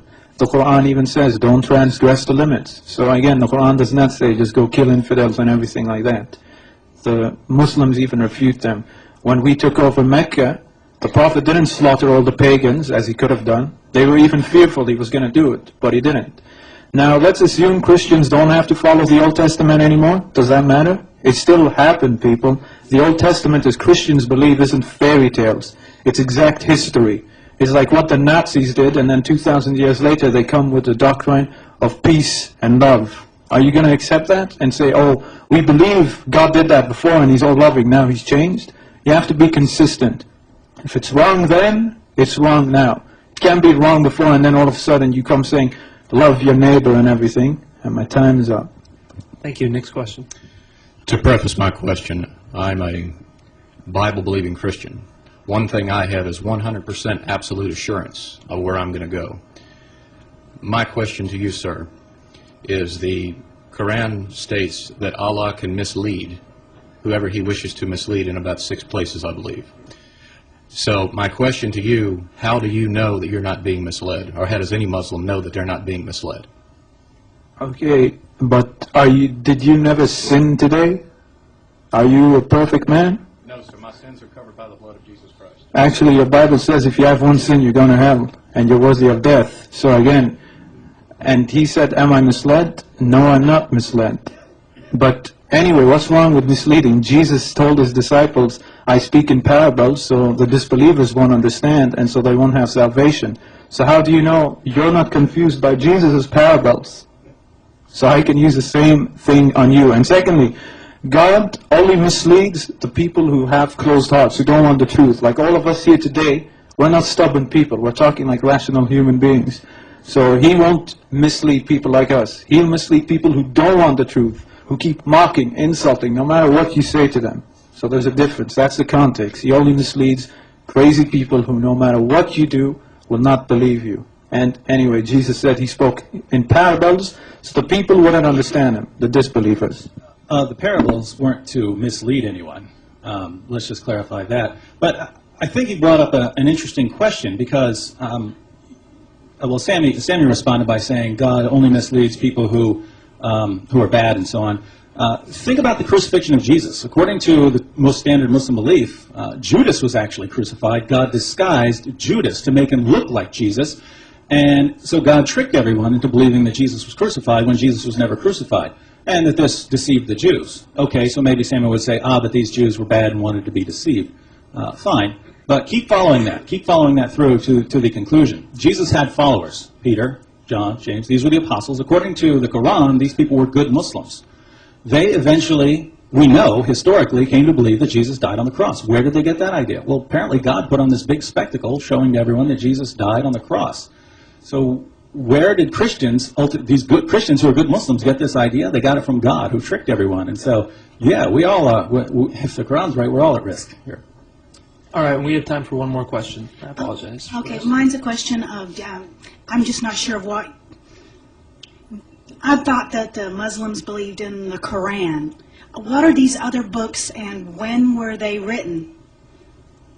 I can't pronounce the names of them, so you've got there's more than a Quran, obviously, that you believe in. What are these books and when were they written? Just to clarify, are you talking about books like before, like the Torah, or are you talking about Sahih al-Bukhari and things like that? There you go. Okay, after. There's the Quran you spoke of as being the earliest. Well, okay, so there's other ones that were written later. What are they and when were they written is what I want to know. Technically, they weren't written later because they're already in existence through oral tradition. That's why Muslims have something called Isnad, a chain of narrators, which kept passing down to people. Then one day they decided to compile it all into an authentic book. Okay. So people would know the truth from the falsehood. Like you see, with the Gospels, you don't have any chain of narrators. You don't know who said from where it came. For Hadiths, you have a whole line right to the main source, and they compiled it eventually into a book to make things simple. But these hadiths were already in existence in the time. They were just compiled later, and you have all the chain of narrators. But anyway, that's a different topic for hadith history and completely different. Yeah, I'll just say a few words just because he did criticize Christianity there, which is a bit off topic, so I'll go a bit off topic of the question. You criticize Christianity for not having this Isnad. And we have a source, we have a creed, an early Christian creed, which dates to within 5 years of Jesus' crucifixion. It says he was crucified, buried, and raised from the dead. We have an early creed that dates to within 5 years of the crucifixion. Your sources, such as al-Bukhari, come 200 years later. And you'll consider, by the way, Isnad is just a little list of names. It says, I got it from him, who got it from him, who got it from him. And you'll consider a source written 200 years later, as long as it contains a list of names, as more reliable than a source written within 5 years. And that's why I said that the entire Muslim approach to, the apologetic approach to history is flawed. All right, thank you very much. I have to ask this question. I request for this question. One more. Give him the. All right. It sounds like an emergency. But no. We can tonight after we can stay longer tonight. We can stay for as long as anyone wants to ask questions. Okay. Please. Hey, there is a kid here. There is a kid. You've got to give the kid a chance. Hold on. There's a kid right there. I asked first. Okay, there is a moderator in this debate, and I'm standing right here. Sorry. So this is my decision, and I have to make an executive decision. And I will allow one more question for you. If you could write down your question, we will answer it tonight. You've got to let the kid go. We will answer the question. These debates will be available for everyone to see. We have to let people out with enough time to. How about we're very, very quick with our answers? And David, I'm the moderator of this debate. It's a kid. I've never seen a kid ask a question in a debate. All right, go ahead. Okay. My question is this. If you say Jesus is a God, why God came 2007 years ago? Let's say if I believe he is a God, back then people were more innocent than today. we need to see my God today. Why he came 2007 years ago, why not 1 million years ago? Or why not before? So why he particularly chose those people to show them his face? Why not us? What did I do if he is a God? That means this God is a prejudiced? Good question, David. No, I mean, you could ask that same question no matter when God. If God came now, you could say, why not to the people 2,000 years ago? Why not to them? They were open. They wanted to hear the truth. So you could ask that. You could ask that of any time God appears. But think about it. God came 2,000 years ago. The Romans had built roads all over the empire so the message could spread. The Greek language had spread from Europe to India so that you could preach to anyone. And so God brought it then, and it's ultimately come down to us so that now you do have the truth. It's not like God has left you completely in the dark. God has given you his revelation, and if you examine it, I think you'll find that Jesus did rise from the dead, and he did claim to be divine. And so this is all. God has given you all of this. God hasn't left you in the dark. God has given you everything you need to come to know him. But that's just you saying, how do I know? Oh, well, we'll come to the debates tomorrow. We're going to talk about that. And later tonight, they're going to talk about the case for Islam versus the case for Christianity. Yeah, this debate wasn't about Christianity at all. This was about Islam. Okay, I felt really heartless after I told him I couldn't. You looked heartless, so too. He's going to ask a question. David Wood, why did you choose to speak so much about women? In my opening statement, I didn't, but just the way it came out, that's just the way it happened. As far as women are concerned, I think this is an important criticism. I think the spiritual issues are important. I think the moral issues, in general, all the different moral issues, I think they're all important. But again, I use them to respond to a Muslim argument that's based on the character of Muhammad. And by the way, I never said that we can't get morality from the Bible. I'm just saying, as far as basing an argument, you have to be. I'm a philosopher. All I do is examine arguments all day. I examine premises. And if you're appealing to people's moral sense, in an argument, you have to have an argument that's going to work. And that argument would not work for Islam, and it wouldn't work if you argued on certain passages from the Old Testament, it wouldn't work either. And so I would reject both. Sorry, I went off topic, but I thought I had to say that. Okay. Sami? I disagree with him. You can go to the Quran and just say the morals are there and argue on it. You can do that with the Bible. And anyway, that's a good point by the kid. Always in debates, for some strange reason, they're always bringing up women, sex, all these crazy arguments, I don't know from where. And it is becoming a bad habit, which you can't find anywhere in the hadiths, but they always bring it up, I don't know from where. So that's all I have to say. But it's good the kid noticed it. All right. Thank you so much for all your questions and your attention during this debate. I would like to announce that CG, I believe, in the blue shirt, is collecting the surveys. So if you can hand them to him, that would be great. If not, you can just leave them right outside. There's a little pedestal type area right outside this room. In addition, I wanted to announce that at 7 o'clock we will be starting the next debate, and that debate is between two converts, I myself and Shadid Lewis. We will be debating the case, a general debate on the case for Islam versus the case for Christianity. So please make it out, invite your friends. See you in an hour and a half.